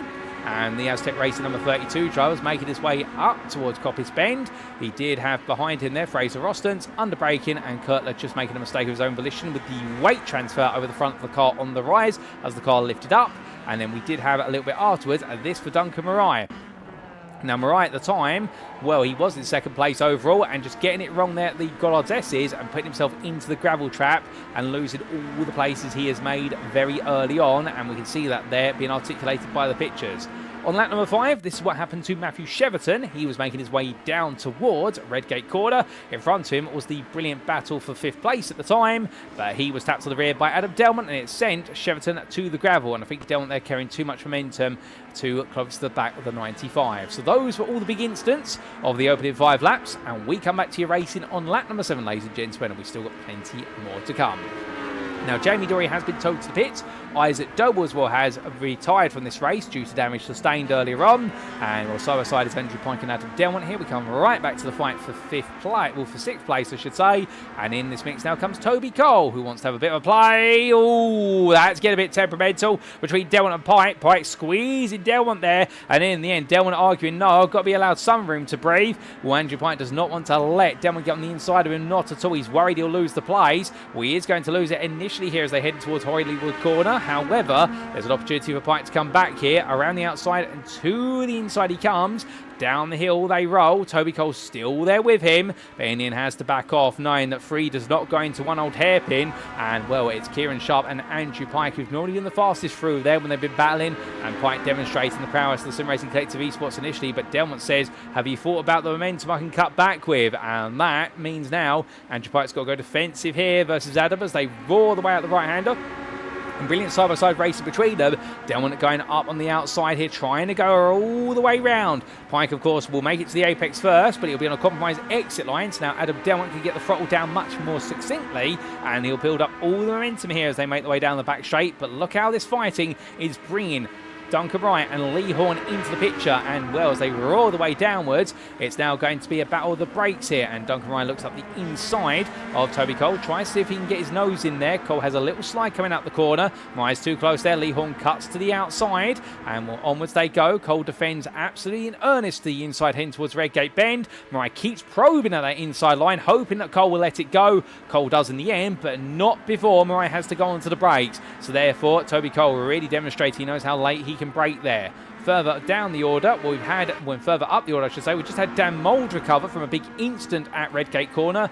How did it happen? Well, here's a replay to explain. He was fighting with Kieran Sharp for third place at the time, and also Keiran Smart was in second, and will just losing his own volition, and in the end, the drivers behind him had no time to react there, and the 62 being escorted to the grass as quickly as that. So driving on the limit was found, and for Dan Mould, he's now down to 5th, but he's still in the hunt for a top 5, if not a podium, presuming he can get things back together. But 7 seconds is the gap to Jack Pitters, so he's going to have to go some now, and hope the drivers behind him are willing to cooperate should they get any closer.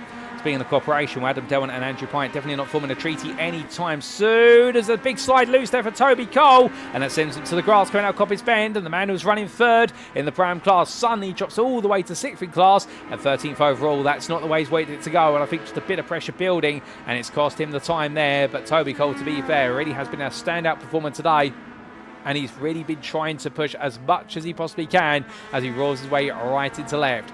But getting his head down, unfortunately, we do have Jamie Dorey in the pit lane. I believe that car has had to be retired from the race, as has Michael Lease's car. But looking a bit further ahead of Toby Cole, RAC Sports pair of Alan McCain and Nick Clibbens, of course, your winners, your 1-2 finishers of race number 2. They've gradually made their way up the order, avoiding as much drama as possible. They're now up into 10th and 11th respectively, with Matthew Sheraton trying to come through with them. They're at the halfway point of this race. They've still got some time to go, but they are definitely walking into the unknown here in terms of tyre life. Indeed, everybody is, as we are coming towards the end of what would be your regular sprint race with 12 laps. And well, after this lap, we've still got another 8 to go, and that is where the intrigue will be as to who is exactly going to be the tyre whisperer out there. But from them, looking back to the fight for second, and it's the battle of the 2 Kierans, Sharp versus Smart. We're looking at Kieran Sharp in the Sim Racing Collector car on the outside of the back straight in the number 23, and on the inside of the 39 is Keiran Smart, the Track Scotland driver, who right now is trying to make it a 1-2 for Track Scotland if he can, with Stuart Wine is 3 seconds up the road, and Smart there goes for the dive. And of course, the one thing he's doing by battling this hard is he is buying Winus all the time in the universe to run away, as that's a tap to the rear of the car, and it says Keiran Smart to the tyre barrier on the pit lane entry. Did he make contact to it? I don't think so. I think he just missed it by a hair's width, but that could have been a nightmare moment for Keiran Smart, and I think that was just a small prang off the front of Sharp's car to Smart's car. I don't think there was any malice meant by it, but that's what happens with these cars. They're so lightweight. Remember, with the driver, they are 500 kilograms, these cars in total, and that's with the fuel factored in as well. They are very light machines, and small taps, small dings, they will very quickly be ejected left and right. It's what makes it such a challenging car to drive. But we just take a look back at what happened there for Keiran Smart very shortly. But before we do, we're going to see Jack Pitters here look for the move for Schwans on the inside, but he's on the outside here of McLean's. What can he do differently? And the answer is not too much, because Kieran Sharp has an absolutely beautiful run out the corner, which keeps him ahead there coming into Coppice Bend. But Pitters definitely trying to throw everything at this one right now, but Keiran Sharp just staying one step ahead. But in terms of what happened to Keiran Smart, here's the replay to explain, and this was Smart making his way through the corner complex at the time, as he did. Well, he's going to get hit very shortly on the back. That will be a small tap for Pitters, and just avoids heading into the barrier head on there. He did tap the side of the barrier with the left-hand front suspension, but I think Keiran Smart has got away with that. But that, I can imagine his heart would have left his chest for a brief moment, given how close he was to going head on into the pit entry wall. And I can tell you, if he'd done that, his race would have been over there. We would have been picking up bits of the Legends Coupe all the way up for the next couple of laps. However, it's not to be, and thankfully he gets to carry on, and he's on the back of this battle 1.5 seconds behind as we come back to the fight for second live on your screens. Keiran Sharp still versus Jack Pitters. And Pitters here right now are really pushing onwards and just trying to find a way to penetrate the armour of Kieran Sharp. But right now, Kieran Sharp definitely demonstrating if he's not the leader, he has this absolutely infallible talent of proving to be absolutely stark in defence. But Pitters this time on the inside into not McLean's, goodness me, into the left-hander of Schwann's. But you'll notice there, got ahead much sooner, and you can see Sharp a bit perturbed by that, goes slightly defensive in towards Coppice Bend before realising he doesn't need to. So that's rattled Sharp in the fact that Pitters picked up so much momentum. Meanwhile, Toby Cole here down in 11th place. He's got Duncan Wright trying to catch up to him. That's Lee Horn off of the camera very briefly. He now comes into our cameraman's attention.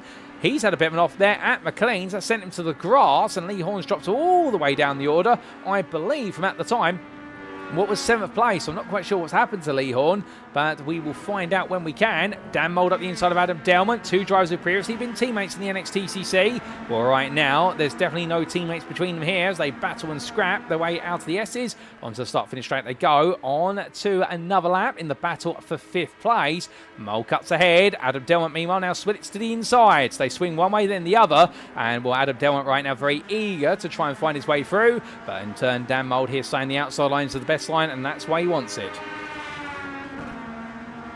But drag race round the hill they go, but at some point one of these two's got to back out. But will it be Mould or will it be Delmont? Well, Delmont in the inside into the old hairpin.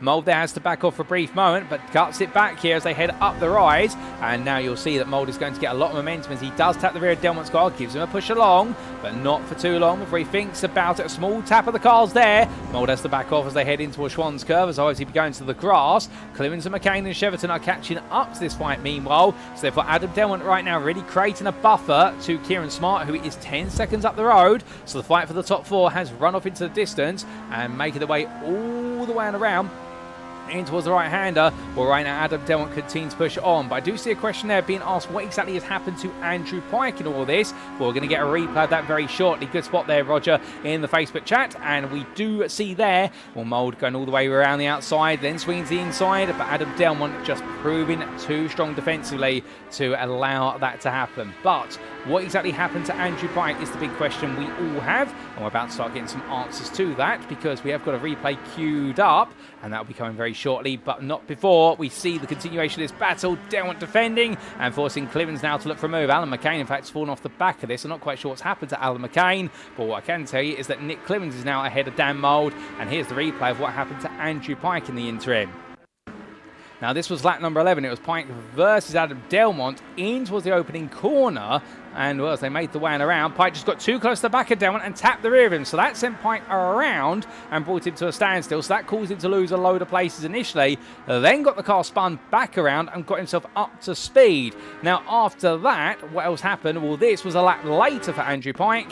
And, well, I get the feeling here we're going to see a bit more drama, but this was his own volition. Bounced his way through the Gollards S's, took too much apex curb on the second one, went around, and that is why Andrew Pike is all the way down towards the bottom end of the top 15. For those curious, it's all gone wrong for Andrew Pike very quickly and not the way he's wanted to go whatsoever.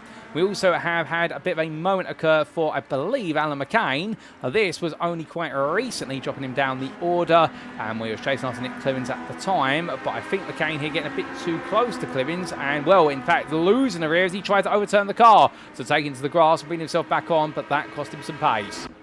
So back to your live racing we come, and as we do, still more to be unwrapped. And, well, Delmont battling with Mould here as they roll the way through, but Mould loses it, coming out of red gate corner. He catches it just in time, but that's a corner that's caught out Dan Mould previously in a very similar circumstance. And, well, Mould almost being caught out for the second time. He wants to do it a third time, as they do say third time lucky, but something tells me it might be third time unlucky, given he's been able to save himself twice, but not about losing multiple places this time, as Duncan Wright off camber there and on a deep line almost loses it coming for the old hairpin. Dan Mould carries so much momentum he has to back off, so Mould there immediately back on the attack. And then all the way up towards turn number 7. Well, he's got to look for the move shortly. Mariah is going to hold that outside line, hold the natural racing line, but Mould is absolutely trying to be as forceful as he can with this, but it's not going to work out. Up the hill they go, and from then we come back to the fight for second, because while Stuart Winess is running away with proceedings, well, Sharp, Pitters and Smart are still fighting. They haven't stopped this battle since we last left them, and we can see here, because Sharp right now, he is the best part of 4 attempts clear, but Pitters and Smart too wide here into the opening quarter. It's going to be Smart around the outside, Pitters on the inside, and Keiran Smart will get this time to move into third. However, what's going to happen the next time they come around, or even in the next couple of quarters, as we do see a plane taking off in the distance there. And if you're not in the know, Donington Park is situated right next to the Eastern Midlands airfield, so you will see planes take flight, and hopefully won't see any cars take flight around here. But still, from Trivial Pursuit facts to come back to the racing, well, right now, one fact is that Kieran Sharp does seem to have a little bit more control over this second place position. He seems to just feel happy there as Keiran Smart is getting closer and closer, but Jack Pitters is there to also play a bit of a disruptive role. Through the right-hander McLean's they come. 2 laps to go after this one. And Smart's so close right now, he could try and look for a move into Coppice Bend. He's going to go for it. I think he feels though this is where he's got to do it. However, you can see that Sharp just simply holds that outside line. It's going to be a drag race between them, but with the wider circumference of the corner, Sharp will build up more speed in the end. And there is some late rain. Well, that is a turn. That's a twist in the tail. Nobody could have predicted that. And this is now going to turn things on its head, because surely nobody is going to go to a wet tyre with 2 laps to go. How aggressive will that rain be? We don't know. But Keiran Smart immediately dives up the inside there for second place. In towards the S's. There's only rain falling on the back end of the circuit right now, not on the start and the first half of the lap.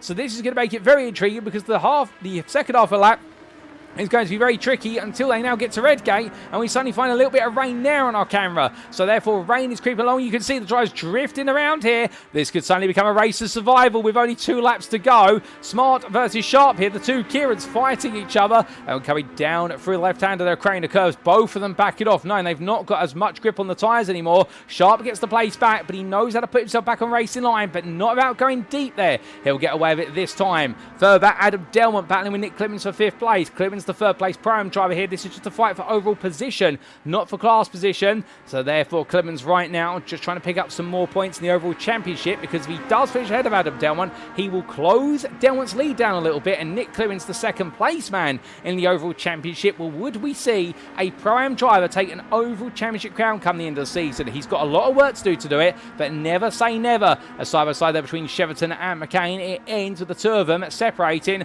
but not without battling on to braking here in towards and Coppice Bend, but through they come, and Alan McCain right now all the way holding that inside line versus Cheverton, really digging in nice and deep here as the white flag waves, looking at my contact booth window, and Stuart Winnes goes on to one final turn of the circuit, but definitely the pace is slipping away a little bit right now. They've already lost 2 seconds a lap compared to what they were lapping on. This rain is definitely causing the grip levels to descend, and well, could anybody have a late moment here? We will find out. But looking back towards the fight for second then, and here right now, this is really the maximum crescendo point for their fight, and Keiran Smart back ahead of Sharp through Hollywood, but down through the crane of curves here. What can Sharp, what can Pitters do? Well, we jump on board with the 4th place man in this. Sharp goes a little bit deep there to try and build up more momentum and give himself some space to build up the toe. Well, he's doing a brilliant job there as they go through Starkeys. Pitters still watching, and now will Sharp go around the outside? No, he won't. Instead, he'll look to the outside here into McLean's, let the car go a bit deeper. Pitters has to queue up behind. Meanwhile, there's no way in at the moment. He's being patient, but that patience is going to cost him if he spends too long waiting. He's got one opportunity really now, and that will be into the S's as they come through Coppice Bend. He'll look for the double draft, but Smart and Sharp will know what's coming. They'll all be starting to figure their own strategies here as they power the way along, and we can see that Smart going as defensive as he wants down towards the corner, and Keiran Sharp looking around the outside. But we must cut from them, ladies and gentlemen, because Stuart Winnes comes out the final quarter. He's run away with the lead this race, and he makes it another overall win and a winning Pro-Am for Track Scotland there by 4.8 seconds, and it is a 1-2, or is it, for the Track Scotland team? Yes, it is, because he finishes second as Keiran Smart ahead of Jack Pitters. Where is Kieran Sharp in all this? Well, Keiran Sharp finishes in 4th place there. He's had a bit of an instant right at the end, and then it will be Adam Delmont in 5th, head of Nick Clibbens, who rounds off the Pro-Am podium, with Matthew Cheverton in 7th, head of Alan McCain in 8th, and then we will see the big scramble here for 9th place, but Dan Mould will bring it home ahead of Toby Cole, who takes a top 10 there. Brilliant job from Toby Cole. Duncan Bright and Lee Horn complete your top 12, and Nigel Stock holds on to 13th place, with Carl Thompson just behind him in 14th, and then we will have Andrew Pike round off the overall top 15 there, as the last 12 runners they'll gradually tiptoe their way home, and we'll next see we will see Phil McDougall in 16th place ahead of Fraser Rostance, with then William Kurtler and Mark Hughes being the last of your finishers. All other drivers have retired from this race, unfortunately due to circumstances, but Mike Hughes will be your 19th and last finisher. But as all our drivers cool down, or we need to find out what happened to Keiran Sharp, here's the quick replay. And he was battling for second place at the time. We had to leave this due to seeing our winner come across the line. We're side by side, and Kieran Sharp in the end looked around the outside, but just lost the rear going into the corner. And I think on that outside line, just the grip level was too low. It sent it to the gravel. Thankfully, didn't get beached in the gravel, but in the end, had to struggle to get it back pointed in the right direction and had to settle for fourth place. A frustrating end for him, and also a frustrating end for Toby Cole, we believe, as he battled with Alan McCain and Matthew Cheverton. Well, this was a bit of drama. Cole was around the outside, and that outside line in the end, a small tap from Alan McCain sent him around. McCain went to the gravel, but Toby Cole in the end coming the worst off for the two of them, and that explains why McCain finished behind Cheverton, and then it was Toby Cole. But as all tries to cool them down, and some celebrations down the start-finish straight. Stuart Wine is celebrating, as is Keiran Smart. And, oh, goodness me, that's not right. That's a big roll there, but he lands back on all four wheels. Does Nick Clibbens. And indeed, I think Nick Clibbens was one of the drivers were one of the slowest rolls of the season at Cadwell Park earlier on. Or in fact, was that Alan McCain? It was an iRacing Esports car. But all the drivers celebrating it, enjoying some fantastic racing. And let's take a look at those race results, subject to Eddie Stewart's inquiries. Well, as the results come up on screen, ladies and gentlemen, Stuart Wineston bringing on home another 1-2 overall in prime. And we saw it only a race ago, and we have now seen it again, because we did see iRacing Esports take the first ever Pro-Am overall 1-2 in the previous race, and Track Scotland has said, tell you what, let's equal that. We'll do it as well in race number 3, and they've done that most certainly. And then from Stuart White and Keiran Smart, it was third place man Jack Pitters there, who finally, the third time of trying, brings home a podium for the Welsh privateer team. Kieran Sharp was fourth there for the Sim Racing Collective Esports after his late altercation into the final corner, with Adam Delmont fifth there for NXTGEN Green. Nick Clibbens was sixth for iRacing Esports, just being beaten to the post by the Pro Championship leader, with Matthew Cheverton at 7th for Aztec Racing, ahead of iRacing Esports' Alan McCain. Dan Mole took 9th for SOI NXTGEN Gold, with Toby Cole round off the top 10 the privateer, and we're at 5th place in the Pro-Am class. Well done to him.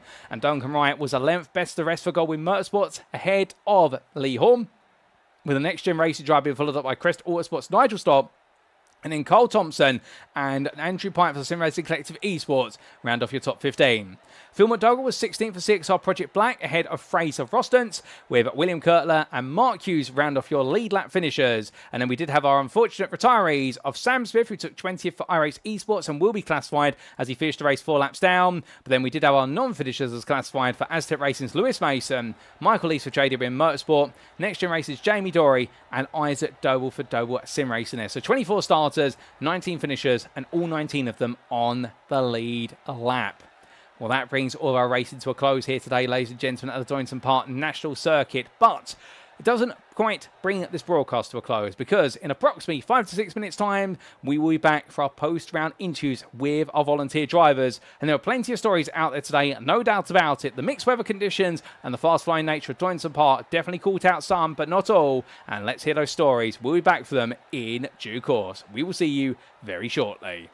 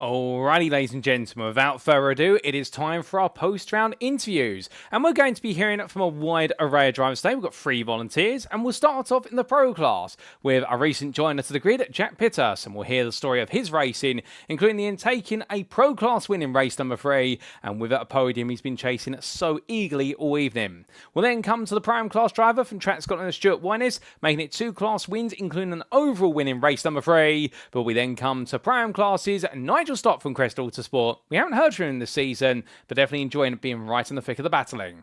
But it's my pleasure to have joining me now in the interview room, none other than Jack Pittas. Jack, good evening to you. It's great to have you here with us. How was that for you tonight? Because I think the big story of your evening has been you've been chasing the podium all evening, and in race number 3, it finally happened. But goodness me, what a grind to get to it. Good evening. Can you hear me? Yep, loud and clear. Right, so to be honest, it was a bit of a mixed bag tonight. As you saw, I had some unfortunate results in the first few races, with being hit in the final chicane in race 1 and then getting the slowdown in race 2. But thankfully, in race 3, all worked out. Went from 18th to 3rd overall and first in class. Oh, brilliant job in race number 3, no doubt it. And like you say, the bad luck in races 1 and 2, particularly in race number 1, it just unsettling things.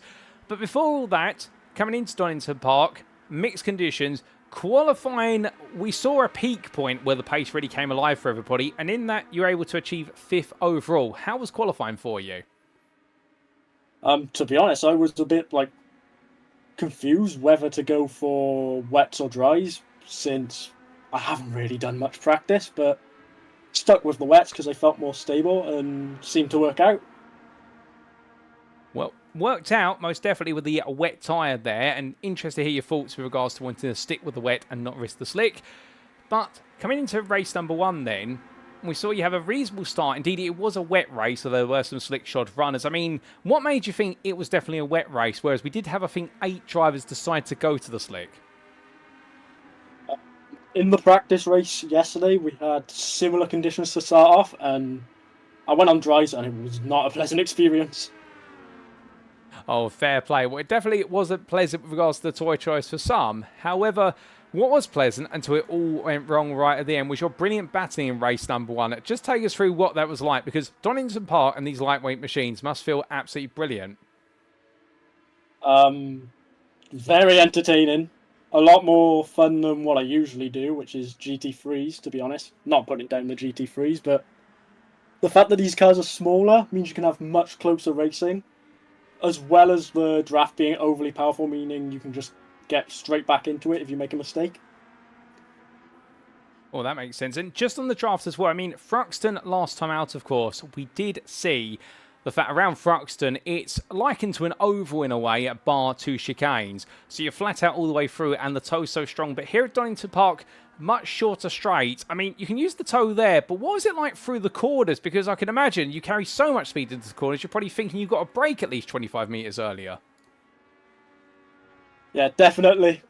All I can say about that was a lot of counter steering. Oh, well, plenty of counter steer being used, but in the end, race number 1 not quite ending the way you wanted it to. I mean, from your perspective, I believe it was just unfortunate contact with one of your rivals. Yeah. To be honest, I forgot who it was. I'm gonna have to scroll up in chat, but there we are. Lee just got a bit unsettled coming out of the final chicane. Managed to save it, but unfortunately hit me in the process. But we're both in good spirits, so all's well. Well, that's always good to hear. And going into race number 2, then, of course, it meant that you would start on the grid in 6th place for our second race of the day. And that's where you would finish 6th place. I mean, you enjoyed a brilliant fight, no doubt about it, for the podium, but just relegated to 6th. That must have been a bit frustrating. Yeah, I broke a bit too late into the final chicane. Cut the curb and got like a 0.8 second, I think it was, slowdown. So, to be honest, echoes of my race 2 at Thruxton, but overall, a good race. I can't complain about finishing where I started. Well, indeed, it's always good to finish at least where you started, if not move forward. So, race 2 in the end, plenty of battles, but no progress. Race number 3, meanwhile, 3rd place in the end. And like you say, coming all the way through the field and the highest placed pro at the checkered flag, I mean, that must have felt fantastic. Yeah, especially when it happens at the final corner.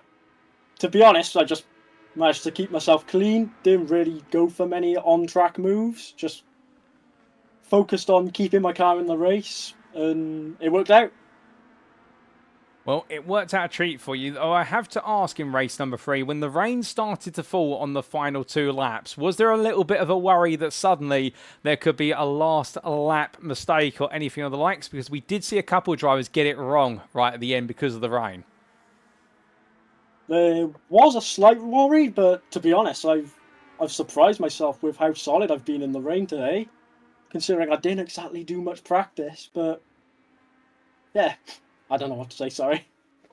No, that's absolutely fair. And sometimes, well, they say practice makes perfect, but sometimes too much practice is not effective. And you definitely found the right amount of practice today. A great set of results then, including that podium in the final race. And upwards and onwards to, in 2 weeks' time, a trip to Alton Park. How are you feeling for our penultimate round of the championship?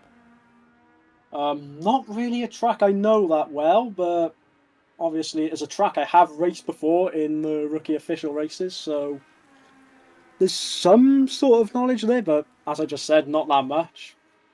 I'm just hoping it'll be close, entertaining racing like I've had recently. So, yeah. Well, we definitely hope for that as well, and we hope for you to be a key part of it, 'cause you've definitely shown some brilliant battling spirit race after race so far. Just before we do let you go, Jack, is there anybody you'd like to give a shout out or a thank you to live on the broadcast? I'd like to give a shout out to my dad and anyone else who I know who's watching the streams. Hello, I'm doing an interview. And also a shout out to my regular team principal, Andy Shell, because it's his birthday today. Happy birthday, Andy. I'm sure you saw the message on the back of the car. And yeah. Well, Jack, it's been an absolute pleasure to have you join me in the interview room, and I'm sure Andy will appreciate the shout out because it's his birthday. Happy birthday to Andy Chell, I believe the team principal at Quatermass Motorsport, if my memory serves me correctly. Jack, until Alton Park, wish you all the best in your preparations there. Well done the results today, and a big thank you to you for joining me in the interview room. All right, thank you as well. See you. Goodbye. All the best. So here now from a very happy Jack Pitters, who got to do an interview this evening, and all the better for it, I must say. He did that very well. And, well, the privateer driver enjoying a very strong run of results. Talking about there feeling very comfortable in qualifying on the wet tyre. And where a lot of drivers opted to move themselves onto the slick as the circuit dried up, he felt happy on the wet. Well, intriguing that to go against the grain. But if you're feeling happy with something, why fix it if it's not broken? Race number 1, fighting for a podium. Unfortunate to miss out with a late incident between himself and Lee Horn, but also given between them. And indeed, Lee just having a bit of a snap, and Jack just happened to be in the wrong place at the right time to be collected with it. Race number 2, he spent the entire race fighting hard for the podium, but in the end was relegated to 6th as a result of the way the pack playing out and didn't go for the move at the right time. And in race number 3, perfected it to make his way to the top of the pro pile and also be the only pro on that podium. And for Jack, he loves the fighting, he loves racing these machines compared to the GT3s he normally races. And well, not too familiar with Alton Park, but I'm sure if he gets familiar with it, we're going to see plenty more podium opportunities for the pro driver. But let's come on to our second interview of the day, ladies and gentlemen. We have heard just now from Jack Pitters, but next up is going to be Stuart Winus, and we get to hear the story of the man who's had a brilliant day today, no doubt about it. And as he gets ready to join me in the interview room, we're going to hear all about his success and how his championship campaign is truly coming alive. So as he joins me now in the interview room, it's none other than Stuart Winus with me. Stuart, we talk about the championship and particularly between Keiran Smart versus Nick Clibbens in the Pro-Am class. But last week, 2 wins at Thruxton. This week, 2 wins at Donington, including another overall win and a 1-2 as well for Track Scotland in the final race of the day. It's all coming together, and for you, the points are piling in. You must be absolutely over the moon. Yeah, good evening, Paul. Good evening, folks listening. Yeah, it was a great day. Maybe not for the second race, but the first and third race, yeah, it was seemed to be doing what I needed to do and taking points here and there, so I was quite happy with that. Well, taking points left, right and centre, no doubt about it. Talking a little bit about qualifying, we just heard from Jack Pitters who said that he relied on the wet tyre all the way through the session. You took third on the grid, second in class. How was qualifying for you? I was getting a bit annoyed at the start. I just couldn't hook up a lap, and then I couldn't get a tow from anyone. Everybody seemed to be getting a tow from me, and I was just getting so annoyed. And I finally got a tow off someone, and it just put me to third. So I was quite happy with that. Quite happy getting third, so put me near the front end again. Well, up towards the front end of the field, going into race number 1. Race 1 saw you take the Pro-Am win, albeit not without a lot of pressure from your rivals. Albeit, it must be said, you were the one prime in amongst the pack of pros the majority of the race. I mean, how does that feel? Because you've broken away with the rest of the pro field, and you know that you can fight with them for overall points, but it doesn't gain you anything in the Pro-Am Championship. Just a wee bit of pride, I think. Just saying you can actually mix it with the pro guys in the race. It's quite good. But there was the three of us for a while. There was me, Kieran, and Nick. We're all running as 1, 2, 3 in the Pro-Am, and I think Kieran had a slight touch with Nick in race 1 and put him off, and then I had a slight touch with Jack Patis one point in the race and spun me a little bit, and then Kieran dropped himself, and I was quite delighted when I passed him down the main straight to get back to P1, so I was quite happy with that.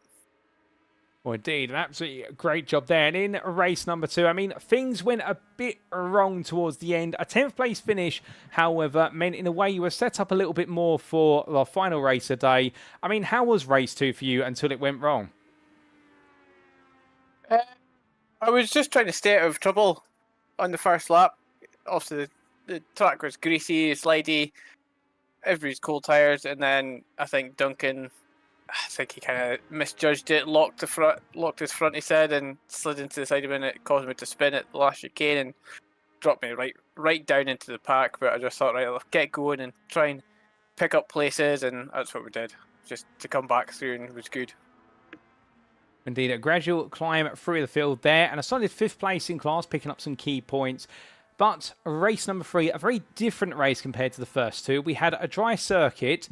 I mean, was that expected in your mind that we'd suddenly go all the way to dry and get the best part of 85% of the race distance on the slick tyre without any drops of rain? Looking at the weather radar, and you could see it was going to come in half an hour into the race or 25 minutes into the race. I was just like, right, we're just going to go for it. We've just got to try and go for it. And just, again, first lap, just took my time, and it seemed to be everybody started crashing into each other, and we got ourselves through, and I was quite happy, and I was catching Duncan, and then I think he had an incident at the last chicane that put me into the lead, and I thought, right, I've just got to try and keep going forward, and hopefully I can beat this rain. Hopefully I can finish the rain before the rain comes on, but we did, but it was fine. I just slowed down in the last couple of laps when seeing the rain coming on, so it's all good. Well, one thing to consider as well, and perhaps something we should talk about a little bit, the fact with everybody fighting behind you, and I think you'll be giving a big pat on the back to your teammate Kieran. With him fighting everybody, the gap between yourself and the rest of the field gradually opened up more and more over the race distance to the best part of a couple of seconds come the finish. I mean, it must have felt a bit lonely at the front. I was just watching that relative box and just going, right, okay. And I noticed it was Dan and Kieran were battling. And Kieran's just like, we're losing time to you. I'm like, that's fine. Just you carry on doing that. I'll just keep doing my lap times, try and keep pinging the laps in, and just try and keep going. And then I noticed Kieran Sharp and Jack caught them too, and I was like, oh god, there's 4 of yous. You'll just go drive up to the back of me now. And he's like, oh no, we're all battling. So I was like, oh, that's all good. Cheers, Kieran. Thanks for that. Oh, it was absolutely superb to be fair between you. And in the end, it means that after iRacing Esports were able to pull off our first ever overall 1-2, but for a pro-am pair of drivers, you guys, I think, decided that, you know what, you're not going to let iRacing Esports show you up. And you both did it. I mean, that must have felt a bit special in a way because of the fact that one team's done it and then you've suddenly done it. So you're now on an equal footing record-wise. 100%. I was speaking to Kieran after this just to see where he did finish, because I knew he was sitting third, I think, coming into the last chicane, and he says, "Oh, I think Kieran Sharp spun it, I think," and he came through in a second. He goes, "Oh, well, we got a 1-2, so that's something for us as well." So it's very good to get a 1-2 and both pro-arms as well at the front. Oh, 100%. And that momentum seems to be staying with you. And with 2 rounds to go, I mean, the Pro-Am Championship now is definitely wide open between yourself, your teammate Kieran, and Nick Clibbens. 2 rounds remain. Next up, Alton Park. How you feeling for a trip to the county of Cheshire? I'd normally go quite well at Alton Park, apart from when I was in the touring cars, but yeah, I like Alton Park. It's a nice flowing circuit, and if you can get a good rhythm around it, you can pick off people and pick off laps, and yeah, and if it's the island circuit, it'll be good as well. It'll be a lot of slipstreaming straights and good fun, I think. Just all round good fun. Well, plenty of fun to be had, and we look forward to seeing you be a part of the fun, no doubt about it. But Stuart, just before we let you go, is there anybody you'd like to give a shout out or a thank you to live on the broadcast? Just to you again, Paul, because the streams are just getting better and better, and also to everybody who participated tonight, and also the Track Scotland fans. Well, Stuart, we really do appreciate you joining me for an interview this evening. Great to hear from you. A great set of results. 2 wins out of 3 prime and an overall win to boot, and a 1-2 overall and in prime for Track Scotland. You couldn't ask for much better, to be honest. We'll see you at Alton Park in 2 weeks' time, and we look forward to seeing how you continue your championship campaign. But until then, congratulations on your results. Savour them, enjoy them, and have a great rest of your evening. Cheers. Thank you, Paul. See you later, guys. So hearing there, ladies and gentlemen, from Stuart Winus, absolutely over the moon at his performances today. You can hear it in his voice and the confidence and the belief that is shining through from the Track Scotland team as a whole and from both of their drivers. It's becoming ever more apparent in the fact that each round they are pushing more towards the front of the field, not just in prime, but overall, and with it, they really are going on a mission to try and pick up the places. But of course, it's becoming an interesting dynamic now because, of course, whichever driver is behind in the pair of them, they are working together, and essentially one driver is acting as the defensive driver, whereas the other seems to be moving onwards. But will we see that dynamic continue at Alton Park? Because with 2 rounds remaining and the points so close, and hopefully we will have an updated set of point standings going into Alton Park in 2 weeks' time. What we will see is just how now we have 2 teammates and the iRacing Sports driver Nick Clibbens fighting over that crown in Pro-Am, and I just wonder whether the dynamic of the racing is going to become a little bit more selfish, albeit all 3 drivers, they know how to race respectfully, and the Track Scotland pair know that at the end of the day, the team aspect comes first, but they'll both be gunning for it, and that's what makes it so good to watch. But, to be fair to Track Scotland, a 1-2 in race number 3, absolutely ecstatic about that, and indeed just goes to show how far they've come forward over the course of this season. Now we come on to our final interview of the day, ladies and gentlemen, and we're going to be hearing very shortly from none other than Nigel Stock as we get ready to have the Pro-Am driver join us in the interview room, and we will get to his thoughts on what has been a fun day of racing, no doubt about it. But give us a brief moment and we will bring him into the interview room. And it's been some time since we've spoken to Nigel, it must be said. But, well, without further ado, let's hear from the Crest Autosport driver. He joins me now. Good evening to you, Nigel. It's been some time, but it's good to have you back in the interview room. A good set of results today, fighting for top 5s every step of the way in the Pro-Am class. You picked up a 4th place in class in race number 1, but more importantly, how was Donington Park for you? Well, hello, yeah, long time no speak, and well, mostly wet, really, wasn't it? Apart from the last race, it was, but it was a good fun, interesting to drive in the rain. So yeah, it was good fun to race these cars in the rain. Well, a lot of fun to race them. I mean, on that, we know that you typically do race. So you previously raced in our touring car series. You also regularly race in the GT3 series, and we've got the rain in both of those now. But a very light car, I think only 500 kilograms in weight. I mean, what's it like trying to balance this car? Because in the dry, we've seen how easy it is to get it wrong. But I can imagine in the wet, that just adds a whole new dimension to a car that's already tricky to drive. Yeah, I mean, I don't know what the good drivers do, but I like the pros. But sometimes I hold it in a higher gear to sort of limit the limit the RPMs and stuff, so it doesn't wheel spin so much. And try and take it a bit easier on the brakes, move like the brake bias back a bit so that you don't lock the front so easily. Because I mean, obviously with like the GT3s and that, you have like anti-lock brakes and traction control, so you don't really need to worry about that so much. Where with this car, you certainly need to be a lot more careful and a lot more gentle with it. Yeah, because if just a little bit too much on the power, it will spin the wheels and you'll spin out, which I probably have done a good few times this season in the dry let and in the rain. Well, appreciate the thoughts and analysis there, and particularly needed to manage that wheel spin. Already good insights. But coming into qualifying then, 14th on the overall grid, 6th in class. Qualifying looks very tricky out there in terms of finding the lap time, but how did you find it? Not too bad. It was a bit of a trouble getting space really to because I get a tow, but then I'd sort of catch the car before the end of the lap, so try and drop back and then some.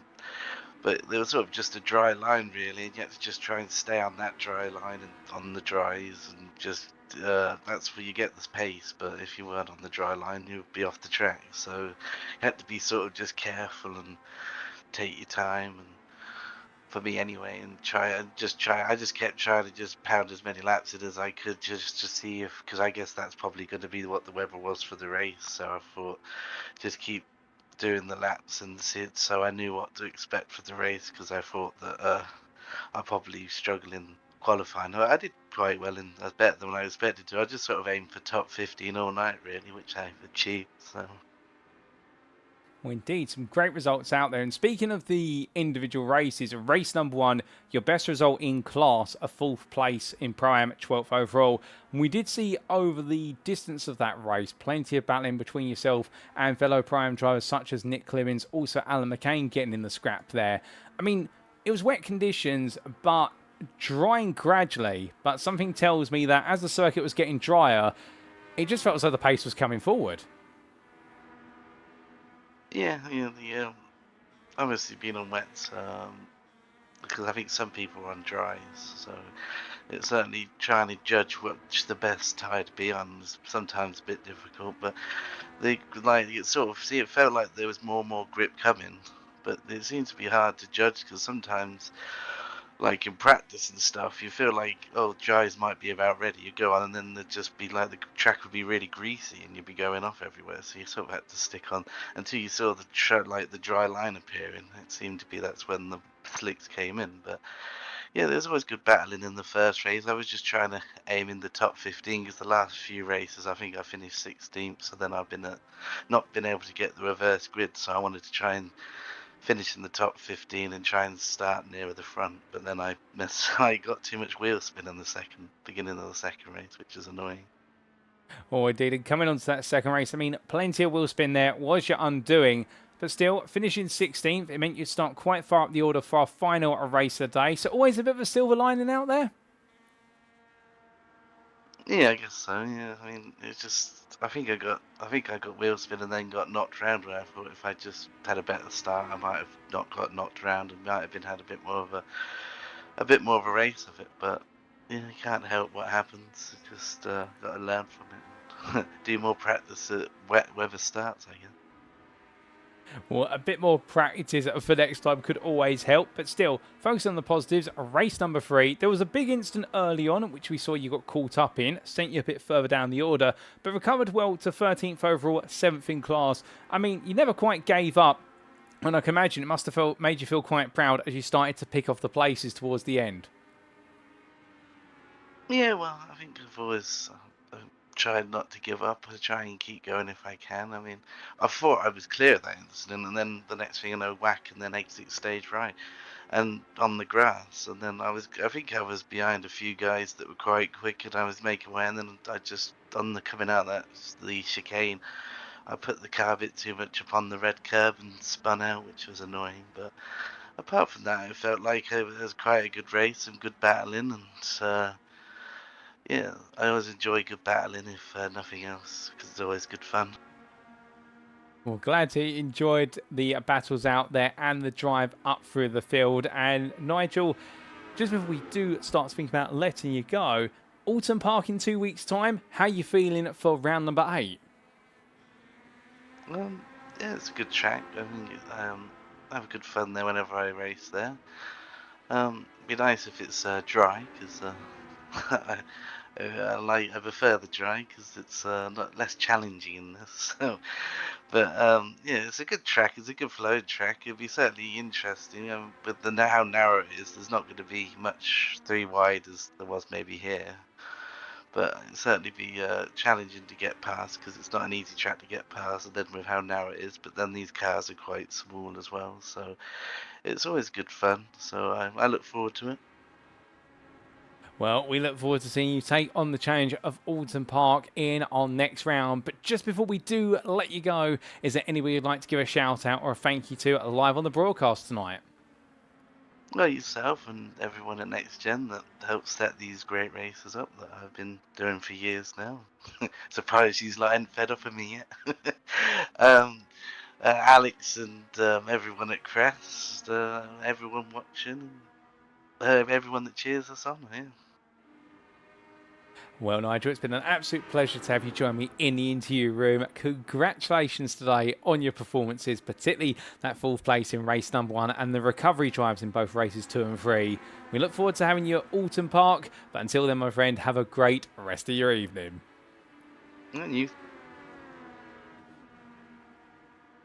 So hearing there, ladies and gentlemen, from Nigel Stock from Crest Autosport. And, well, what a day today. Had a lot of fun out there. And, well, talking straight away about it and the fact that plenty of battles up and down the field for him in amongst his pram roles and even some pros. But in qualifying, felt quite happy with his performance there, put himself inside the top 15, and that was his target really, to make sure he finished inside the overall top 15 in all 3 races, particularly race number 1, to be inside that reversal of the grid.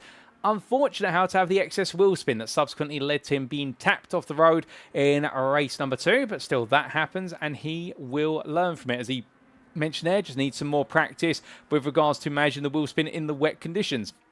However, in race number 3, he came back into true form, and despite an incident which he thought he was clear from, only to be picked up in it, fought his way back to a 13th place finish, and never wanting to give up, and that is the mantra of many a driver, including those at Crest Autosport, and he's looking forward to the change at Alton Park, and with it we look forward to seeing whether he can make some more regular appearances in the Prime Top 5. But with that, ladies and gentlemen, that wraps up our interviews for this evening. And we have heard there from, firstly, your Pro Class driver of Jack Pittus, the privateer. We then heard from your 2 Pram drivers of Stuart Winnis for Track Scotland and also Nigel Stock for Crest Autosport. Well done to all 3 of the drivers on their respective performances today. And a big thank you to them all for joining me in the interview room. It's always massively appreciated. And, well, that does mean, ladies and gentlemen, we start to bring this broadcast to a close. But not without saying hello there. Firstly, in the Facebook chat to Claude Danset, and well, that is a hello from Satch68, and I hope you're doing well, Claude. And we also say hello in the YouTube chat there to SW61, and I believe that could be Stuart Winnis's YouTube count there, and be sure to give him a hello, ladies and gentlemen, if you are still with us. But it is now definitely time for us to wrap up.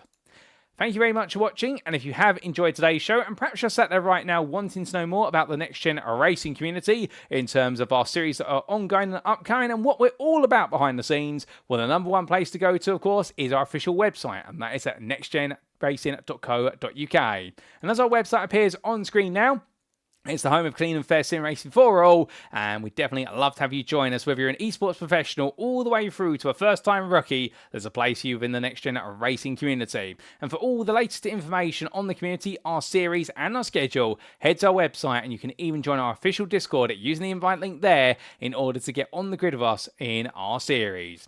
But if you don't want to go to our website, perhaps you're more of a social media person, we of course do recommend you join our official Facebook group, and that's at facebook.com/groups/NXTGEN Racing, and there you can find out similar information, but also you can find out a little bit more about the guys and girls that make up the NXTGEN Racing team, including what they do not just on the virtual circuit, but also on the real life circuit, with several of our staff members being real life racing drivers, alternative track marshals, and racing stewards.